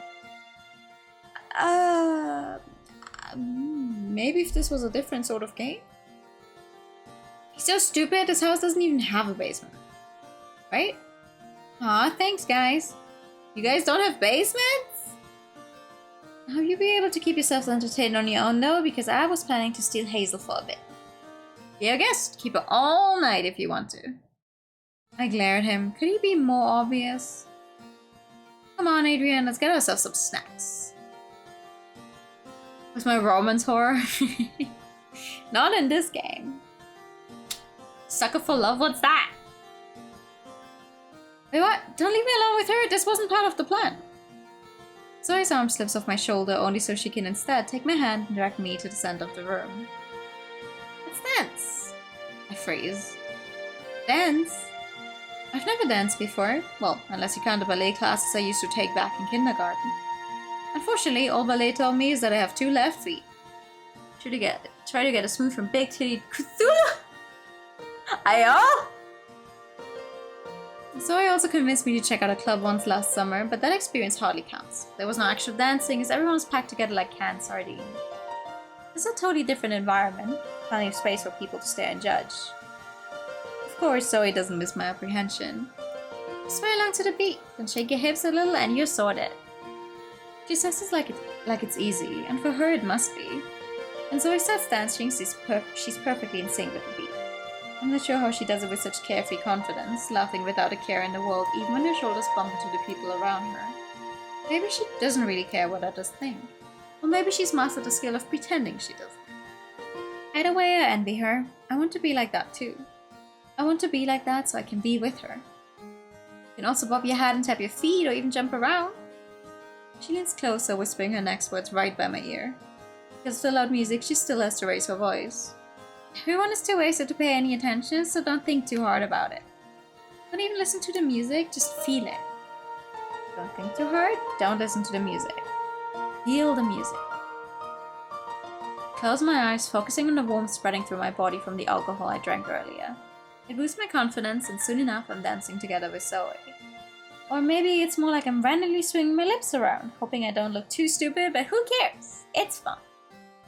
Zoe's eyes twinkling with exhilaration, and a cheerful grin are enough to quench any concerns I might have had. Before I even realize what's happening, all the heavy thoughts I've carried around for the past few days are gone, replaced by adrenaline and euphoria.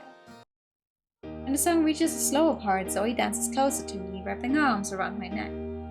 Reflexively, my hands rest on her waist, fingers gently digging into the skin of her soft curves. I don't know if it's the drinks catching up to me or if my mind is playing tricks on me, but the rest of the world seems to slow down and all I can see is Zoe. My eyes trail down her face. From the wild curls teasing her cheeks to her sapphire blue eyes to the soft lips I've longed to taste for far longer than I should have. I'm really glad you came. Me too. I rest my forehead against hers, peering down at her with a shy smile. You look pretty tonight. So do you. Your top really brings out your eyes. My breath hitches. You notice? The fingers tease the baby hairs at the nape of my neck. I'm happy you noticed. Me too. We're close enough that I can feel her breath mingle with mine each time she exhales. I hold back a small moan when she flutters her lashes, her lips curving into a teasing smirk. I want to kiss you. It's only a faint whisper, but I know she's heard me. What are you waiting for? I'm not sure, so don't wait any further. Close the gap between us, meeting her mouth in what begins as a soft kiss. Careful, tender even. But without a CG! Just a small peck, an innocent taste. Then we lean back, staring into each other's eyes in quiet anticipation. I hesitate, running my tongue over my lips. Zoe appears to have had enough of waiting because she quickly pulls me close again, crushing our lips together. The early hesitation between us is gone, replaced by a fervent and urgent desire. Her hands move from my neck to my hair, tugging roughly while my nails dig hard into the soft skin of her hips. Part of me worries I might get addicted, but the other half is excited by the idea. I would gladly develop an addiction to her if it means I get to do this more often. When Zoe breaks a kiss, I automatically lean back in for more, too hooked on adrenaline to catch my breath first, but her words stop me. Let's go upstairs, like, it's alright. I'm not sure if she's pulled me all the way there or if my limbs moved on their own, but next thing I know, I'm alone with Zoe in her bedroom. One moment we're standing by the door. Zoe's giggling while she fumbles with the door lock and I'm peppering ticklish kisses over the sensitive skin of her neck. But then I blink and next thing I know I'm lying on my back on the bed. Zoe's straddling my hips, peering down at me with a sensual smile. Hello! My hands are resting on her waist again, twitching fingers testing her limits as I tease her exposed skin. My eyes never leave hers though, almost as if compelled to never look away. Have you been wanting this for a while? She pecks the side of my lips before she leans back, waiting for my reply. Hey! As the silence drags on, the corner of her lips tug into a sly smirk, daring me to respond. Well, have you? I have. I let out a long sigh. I had no idea it would be so freeing to admit that. Have you? Isn't it obvious? She leans down, capturing my lips in another heated kiss.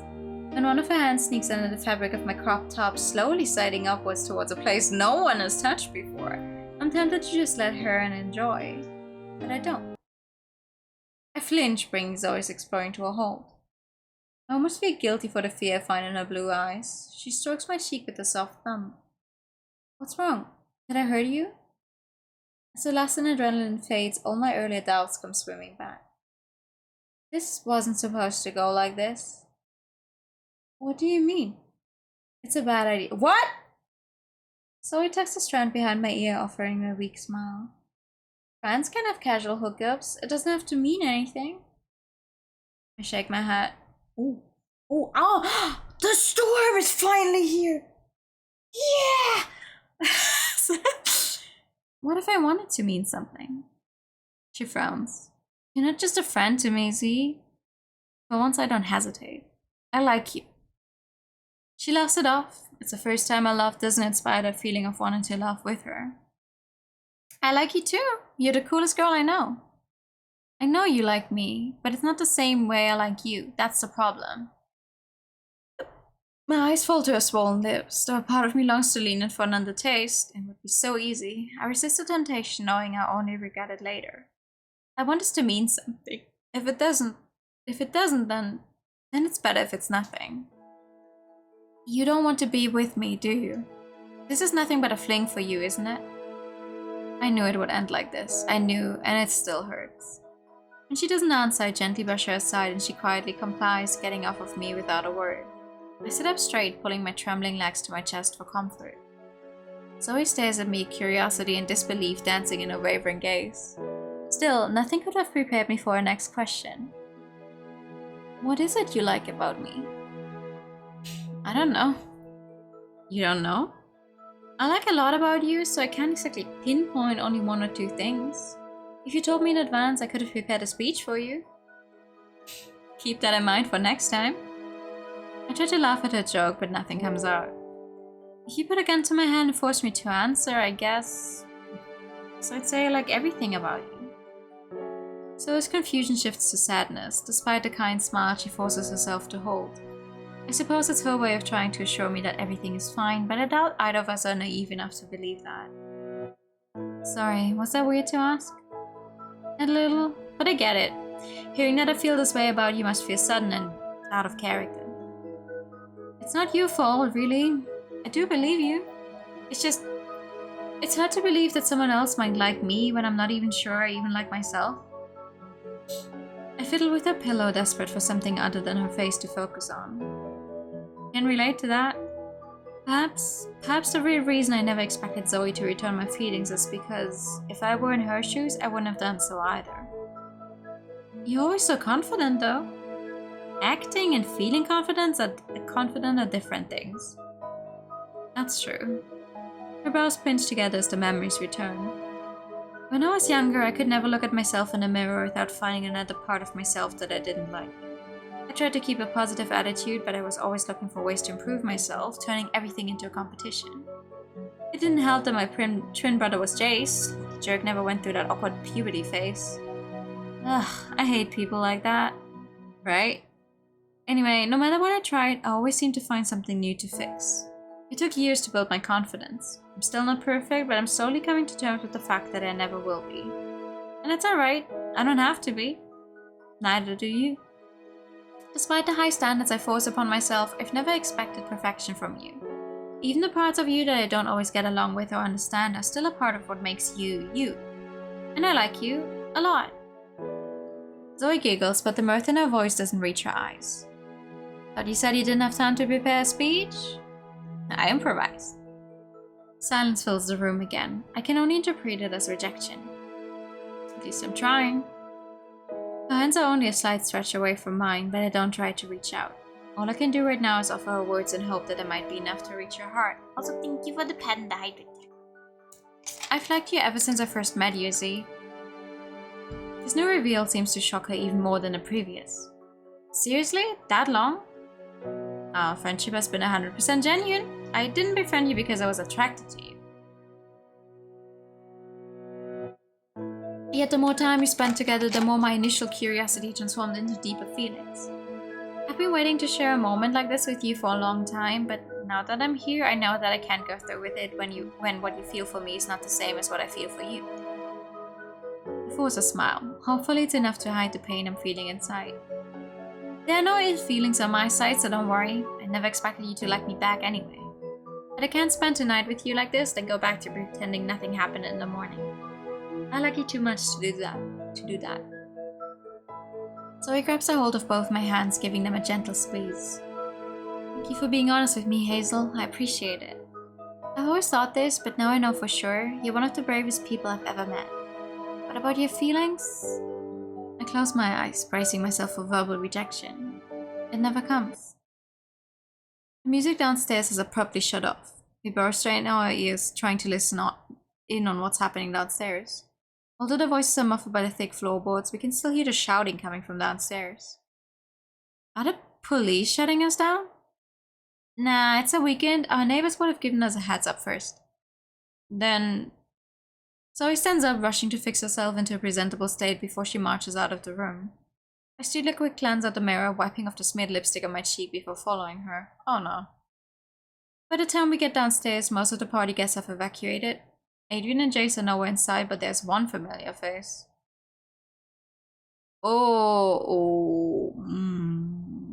Zoe. Mother. I'm not sure what I missed in Zoe's tone, but something about it sets off her mom almost instantly. She doesn't appear to care about my presence or the few guests still looking around for the stuff because she raises her voice at Zoe without hesitation. I barely give you any rules. I never restrict you from doing the things you want to do. I've done nothing but support your independence. I support you because I respect you, and by respecting you, I expect you to respect me back. Your word is nothing I find more disrespectful than you breaking my rules, so why did you do it? This is not like you at all. Zoe cowers under her mother's harsh gaze, accepting the painful words in silence. She lied about her mom letting her hold this party, didn't she? Her mom never gave her permission. Why would she? She wiped off the lipstick before going outside. It's the only logical explanation I can think of. However, glancing around, the living room looks completely fine. Her mom's reaction feels overkill considering the place hasn't been trashed or anything. Of course, different rules apply for different families. My parents are unusually lenient. I'm not even angry, I'm disappointed. I can't believe you'd be so stupid and... Enough! I storm forward, standing in front of Zoe. It must be from the alcohol lingering in my system, because I somehow find the confidence to glare straight into the woman's icy blue eyes. Hazel, don't do this. Zoe tugs desperately in my hand, but I ignore her. You have no right to talk to her like that. I'm her mother. I have every right to talk to her however I want. Before she's your child, she's a person. My gaze softens. Hannah, right? Hazel. Right, Hazel. Sorry. I'm glad you're a good friend to my daughter, but this situation is none of your business. It's a private family matter, so I'd appreciate it if you would leave. I'm not leaving. Hazel. Before I can stop myself, all my pent-up feelings and frustration lash out in one go. I can't believe you can call yourself a mother with a straight face when you're never here. You rarely call to even check on her, and you have zero interest in her life until she does something you don't like. Did you think you've earned the right to call yourself a parent simply because you gave birth to her? Being a mother is not a job that you can quit when it doesn't...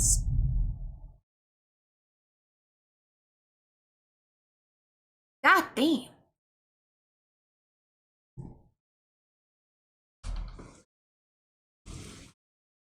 Oh.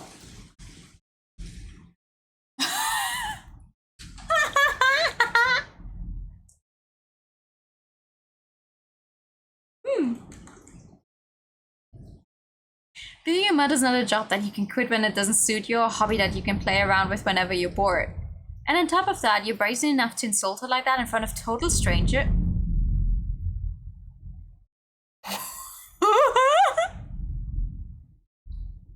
The people who are still lingering around rush to fetch their things the more the argument escalates, stealing uncomfortable glances over at us. I hate to be the one to break this to you, but if anyone here is ungrateful, it's you. Enough! Zoe spins me around to face her, glaring at me with unexpectedly cold eyes. What part of stop don't you understand? I don't need you to play hero. But, no buts, this is my house, my mother, my family. It's my problem, I don't need you to fix it. I don't want to yell at her, but it's exactly what I end up doing. I'm not trying to fix anything, I just want to be there for you like I promised I would. Well, I don't need you to do that. I don't want you to do that. And while we're at it, I don't want to be with you either. My heart stops. What? You hurt me. I don't need you. I swallow, blinking away the tears. You don't mean that. You're the one who said you need me. Just go. I don't want to see you right now. I don't hesitate, stomping over to the door. Stupid, stupid, stupid. Why did I interfere? I pause at the threshold, turning back to shoot one last glare at her mother. I know Zoe doesn't want me to get involved, but I don't think I can go to sleep tonight without saying this. Despite what I said earlier, I've never once thought you're a bad person. And I don't think you want to be a bad mother. But you need to learn how to communicate better with your daughter before it's too late. With those final words said, I step out into the night. Adrian and Jace are waiting for me on the porch when I return to the house, but I don't want to talk to them. I don't want to face my parents' worried and confused glances either when I storm into the house, running upstairs to lock myself inside my room. Hours after the heated argument, my mind is still reading with conflicting thoughts keeping me awake. My thoughts are so loud I only barely hear the familiar ding signaling that I've received a text. Whoa! The calling me wrong name 8 times in a row. He's a huge confidant you can visibly see him shrink every time I fucked out. Oh no! Thanks, Dad. My name's Josh. Oh, sorry. Anyway, Tara, what are you going to work for the apartment? My name's Josh. Oh my god. The poor guy! Could you come out to the balcony for a minute, please? I clutched my phone against my chest, debating my options. I'm not going to fall asleep anytime soon. I might as well hear what she has to say. His name's Kagami. Yeah. I step outside on the balcony. Hey. Zoe, still in her party outfit, is right there, waiting for me. What are you doing here? I told you I wanted to talk to you on the balcony, didn't I? Yes, but I was expecting you to be on your balcony, not mine. I climbed the railing, which really wasn't that difficult, by the way. Don't forget to lock your doors at night. As the initial surprise fizzles out, I'm filled with a sense of dread and apprehension. Take a step back, putting some distance between myself and Zoe. So, what did you want? Zoe sighs, her trembling fingers fidget impatiently with her curls. I wanted to apologize. I shouldn't have reacted the way I did, but I didn't want you involved in my family drama any more than you already are. I raise a hand, stopping her. You don't have to apologize when you didn't do anything wrong. I'm the one who shouldn't have gotten involved in your personal life. Being your friend doesn't mean I have the right to interfere with every aspect of your life. I was out of line. Sorry. Apology accepted. Still, I could have been nicer about it. Your words did hurt me. I didn't expect you to I didn't expect you to like me back, but I didn't think you would reject me like that either. Zoe hangs her head. I relax slightly. Any early frustration I felt towards her in this entire situation is dissipated.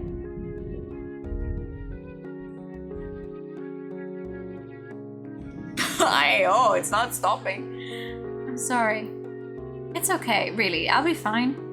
Zoe's not my first crush, and she won't be my last. She's the first person I've ever felt this strongly for, so I reckon it'll take a little longer than usual to get over it. But I'll move on. Monday. Where do we go from here? Honestly, it's up to you. I mean it when I said our friendship was genuine. You're my best friend, and that hasn't changed. Your best friend? You probably don't feel the same, do you? No, I do. You're also my best friend. We exchange a bashful smile. Confirmation that she still cares about me as a friend fills me with hope. If my crush bothers you, don't worry. Feelings come and go.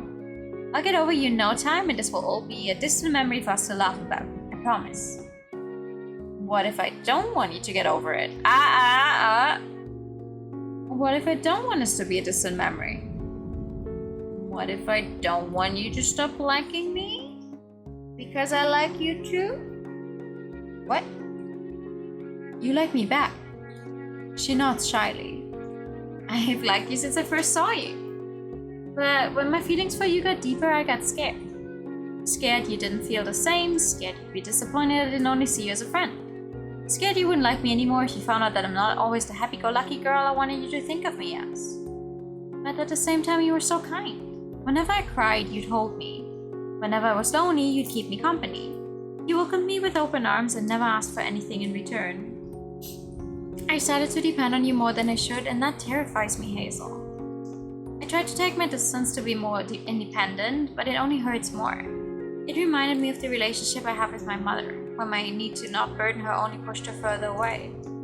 I don't want to deny my feelings for you anymore, but I also can't deny that I've got a lot of shit I need to work on. That's so valid. After you left, Mom and I actually talked things out for once. Yes, I threw the party to piss her off, but pissing her off is the only way I know how to get her attention.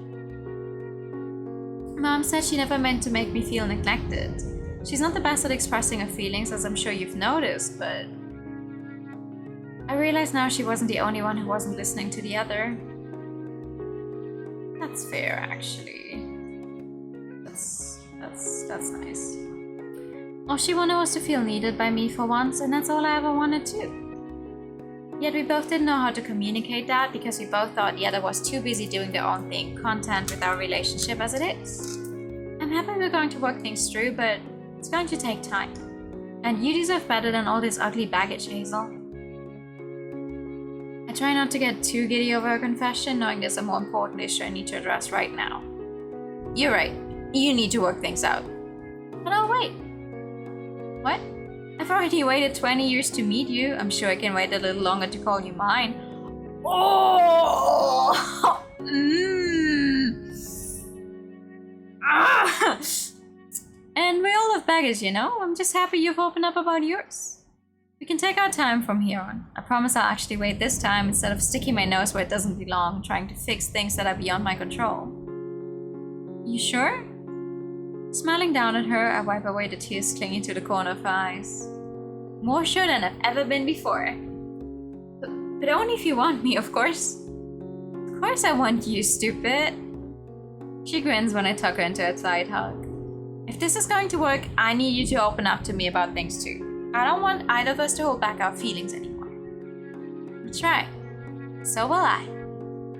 There's so many more things I want to say to her, so many things I want to do with her, but I'll be patient. It's always worth waiting for it. Our tender moment is promptly interrupted by a voice shouting from the balcony next to mine. Girls! Really, Jace? Of all times you choose now to interrupt. I hate to interrupt, but it's like 3 a.m. in the morning. Could you please shut up so that Adrian and I can return to being miserably single? You could date each other. I mean, what? What? Zoe and I lean back, staring into each other's eyes. Then we burst into laughter. On the balcony next to us, all I hear is a very groan and the sound of the balcony door sliding shut. Chase has always got impeccable timing, huh? It's like he's got a built-in timer noting down the perfect times to disturb you. Okay. Even when our laughter comes down, the happiness inside my chest doesn't fade. I hope you feel better, though. She likes me back. She really likes me back. Congratulations, by the way. For what? Now that we're sort of kind of dating, it's safe to say you've won the bet. Oh, right. With everything going on, I completely forgot about that. Thank you, but I can't take all the honor. I couldn't have done it without you after all. I guess we really are the dream team. Guess so. Zoe thrusts her fingers through my hair, pulling me closer to press a quick kiss to my cheek. Can't wait to call you my girlfriend for real. I pack her cheek back. Soon. Da-dan! Dramatic! And Hazel's epilogue for Zoe is now unlocked. Yippee!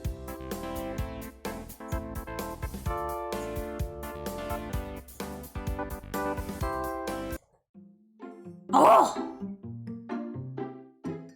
Haha! Hello! It's early May, only a few days before I'm supposed to tag along on Zoe's family vacation.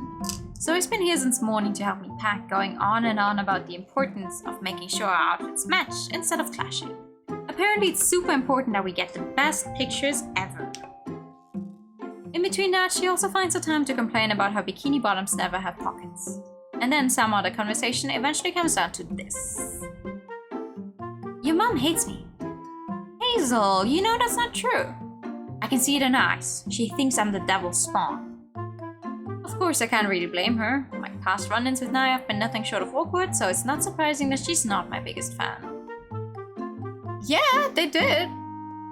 For Zoe's sake, though, I want to try and get along with her the best I can. Both she and Naya are trying to work on their relationship, and I'd hate to stand in the way of that. She doesn't think that, does she? Well, now that I think about it, her face always goes a little sour when I mention you. Zoe's trying her best not to laugh, but her best isn't all that great, and she's failing terribly.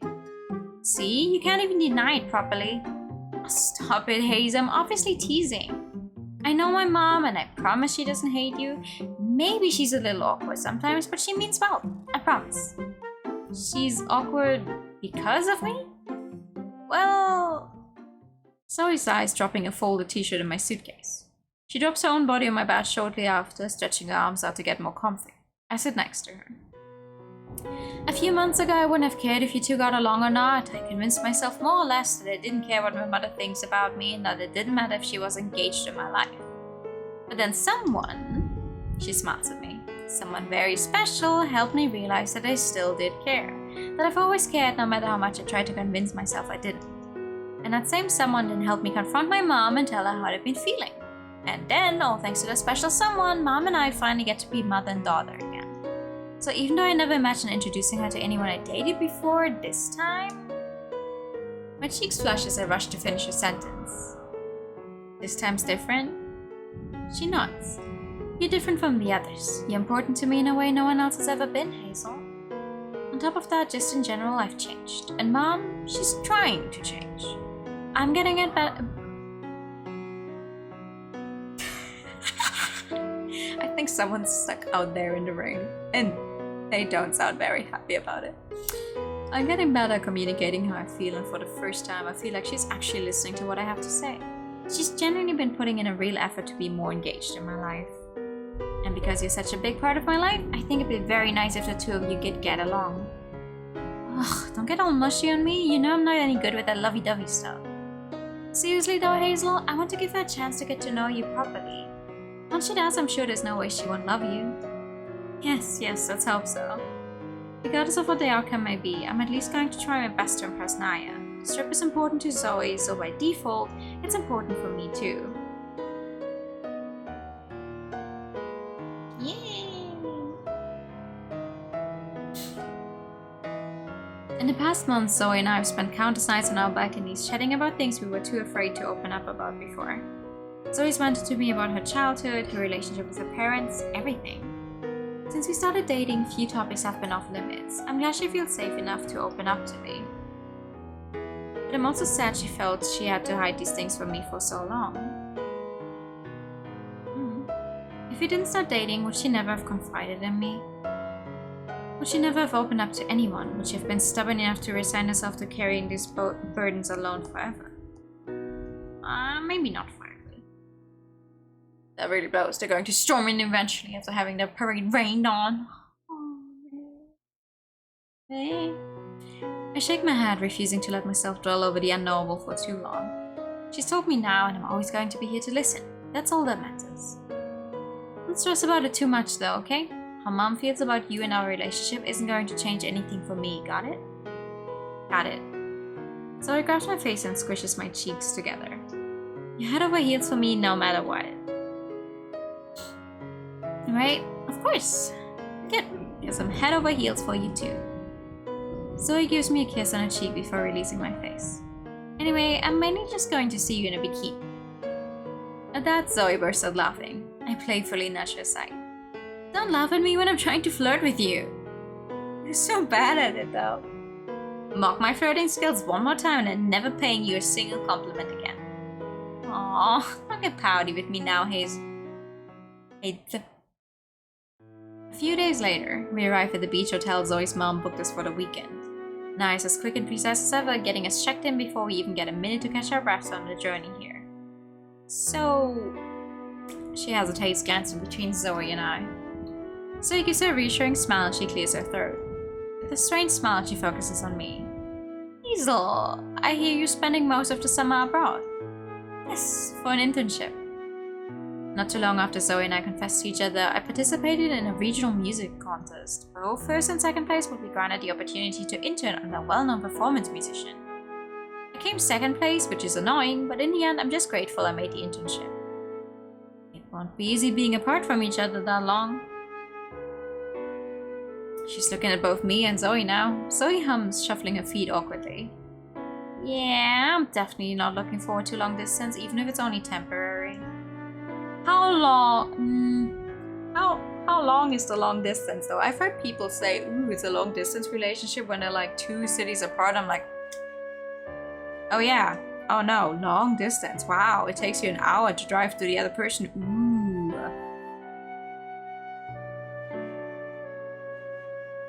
Like, it's going to be so weird not having Zoe right next door at all times.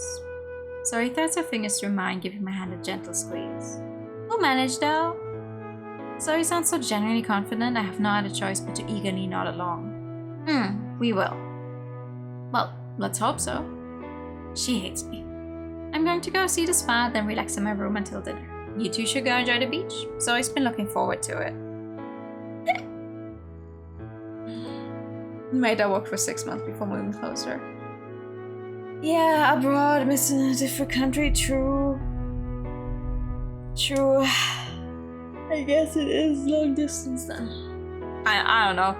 My brain kind of glossed over the abroad fact. You're not coming with us? Zoe looks at me, obviously surprised I asked. I can tell she's happy I did though. No, I don't want to interfere. I'm sure it wouldn't be any fun for you to have me hanging around. Naya doesn't let either of us get another word in, pressing the elevator key. I'm going now. I'll see you later. And then she's gone. Oh, I tried. Zoe kisses my cheek, giggling softly. Thank you for trying. We end up spending most of our day lazing around the beach. At one point, Zoe does try to teach me how to use a surfboard. It was awful. I was awful. But even if I made a total fool of myself, it was fun. Not that I expected anything else, it's always fun with Zoe. Which is why I can't help but dread the dinner waiting for us when evening falls. What type of dress code do you think the restaurant has? Casual should be fine. I asked Mom to make sure the place isn't too stuffy. So it would be overkill to wear a suit? As hot as you look in suits, it's definitely too much for where we're going. But maybe you could model it for me in private later. I wiggle my eyebrows suggestively at her. Seeing me in a suit turns you on? Obviously. I didn't expect her to be so blunt about it. Zoe, this is a family vacation. Hey, you're the one who brought it up first.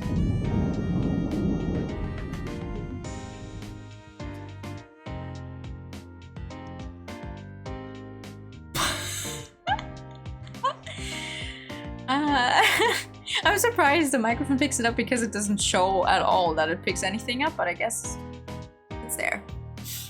I roll my eyes at her teasing. She's crazy, but I guess I'm even crazier for liking how crazy she is. Family vacation doesn't mean family friendly. It's so true. Dinner goes surprisingly well. Zoe, less surprisingly, takes charge of conversation. Naya pays close attention to everything she says and comments when appropriate, even making sure to ask me questions, so I'm always included. Maybe Zoe was right and Naya doesn't completely despise me. We're not speaking much, but she's cordial? At least. I need to go to the bathroom quickly. If the waiter drops by, you know what dessert I want, right? I'm not cordial enough for you to leave me alone with her. Yeah, strawberry tart, right? Yep. Zoe pecks my cheek, sending her mom a quick smile before she walks away. The uncomfortable silence is almost immediate.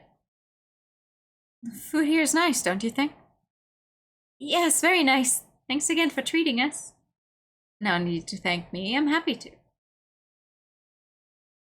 So, we smile awkwardly at each other. Was there something you wanted to say? No, you go ahead.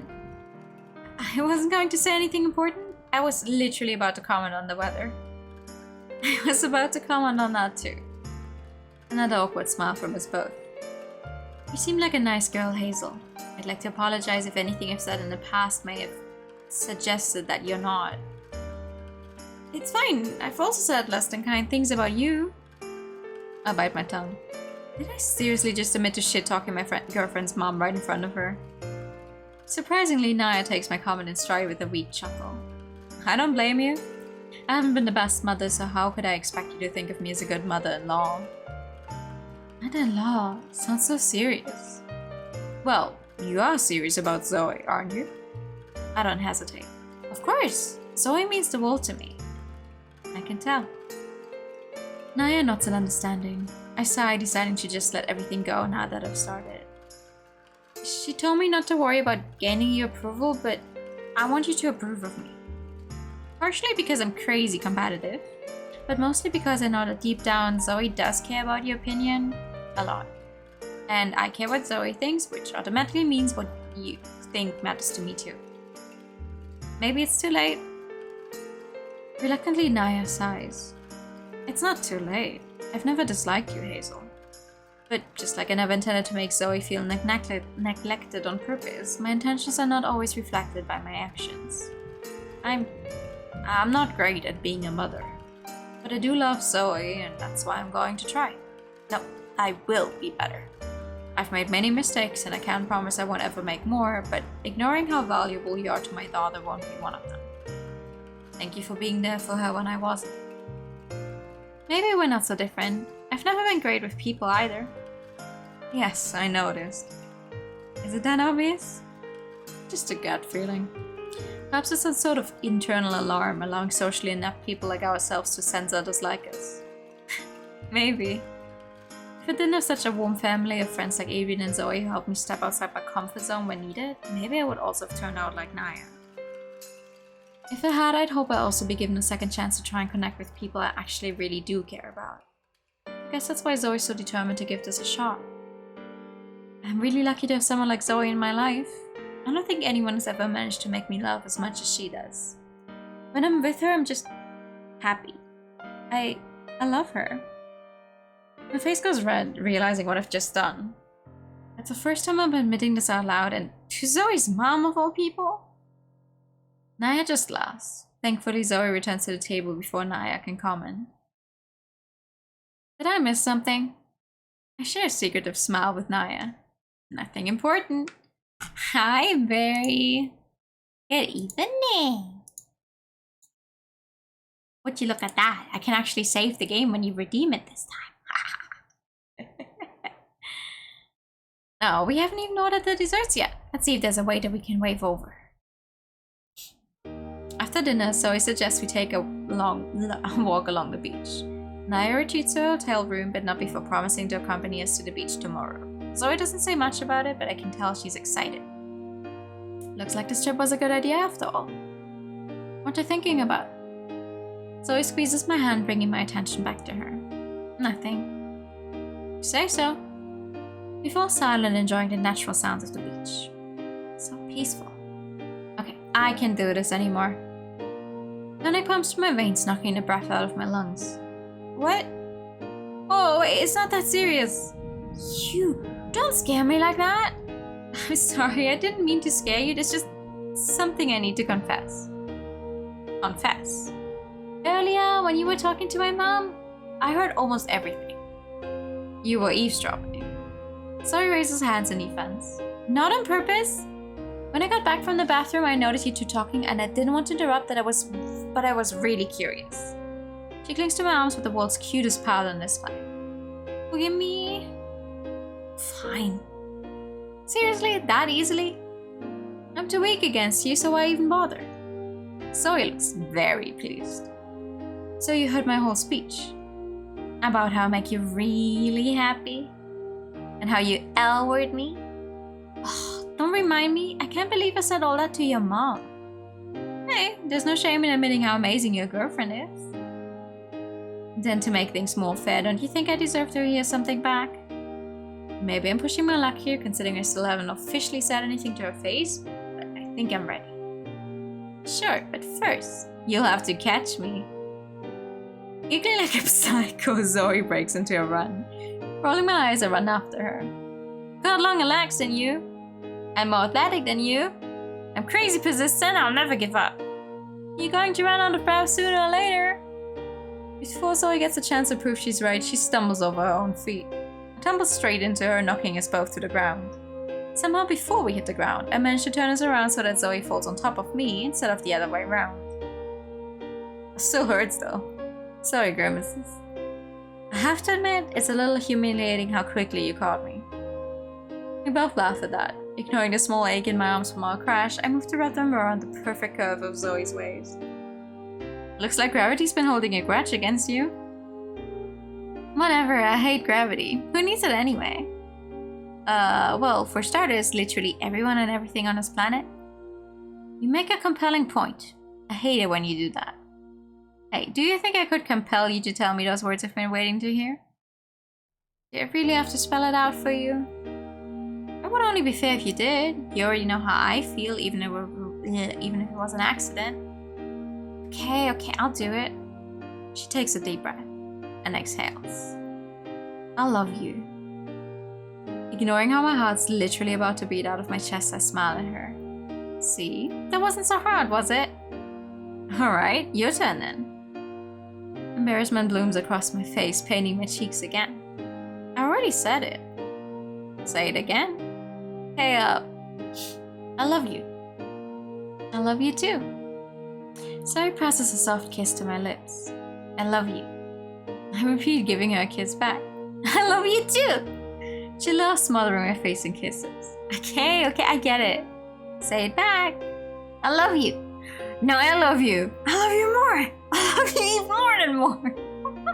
You guys are embarrassing. When our laughter finally dies down, Zoe gently scoots to the side, dropping her body next to mine on the sand. I tilt my head, letting it rest against the curve of her neck. Why did you get off of me? My arms were starting to hurt. I thought you said you were athletic. I said I'm more athletic than you. I never claimed to be the world's strongest. Wimp. Yeah, make fun of me as you want. I really mean it when I say I love you, you know? I know. I have no idea. I mean, there's also people who think saying I love you a lot makes it somehow mean less, which is fucking stupid, in my opinion. Like, why wouldn't I tell the people that I love them? As many times as possible, like, huh? I hope I get to spend the rest of our lives proving how much I love you. Are you proposing? You wish. It's still a little too early for that, though. I don't know. If it's the right person, I don't think it's ever too early. How do you know I'm the right person? Because I love you? How do you know you won't love someone else one day? Because I love you. Glad to know we feel the same then. We turn our heads to stare into each other's eyes, sharing sweet but shy smiles. We haven't been together for long, but I already can't picture life without Zoe. I don't want to picture life without her. When I come back from my term abroad, if I proposed to you for real, would you call me crazy? Obviously, we'd barely have dated for a year. But would you say yes? Probably. Because you're crazy too. Because I love you. And because you love me. And in the end, I like to believe that love is enough. I don't even have to think it over. If it's with you, it definitely is. I mean that. I really do. So I'll happily spend the rest of my life proving it. Like a little fade to black, maybe. Maybe something to not immediately throw us back to the main screen with its funky music playing.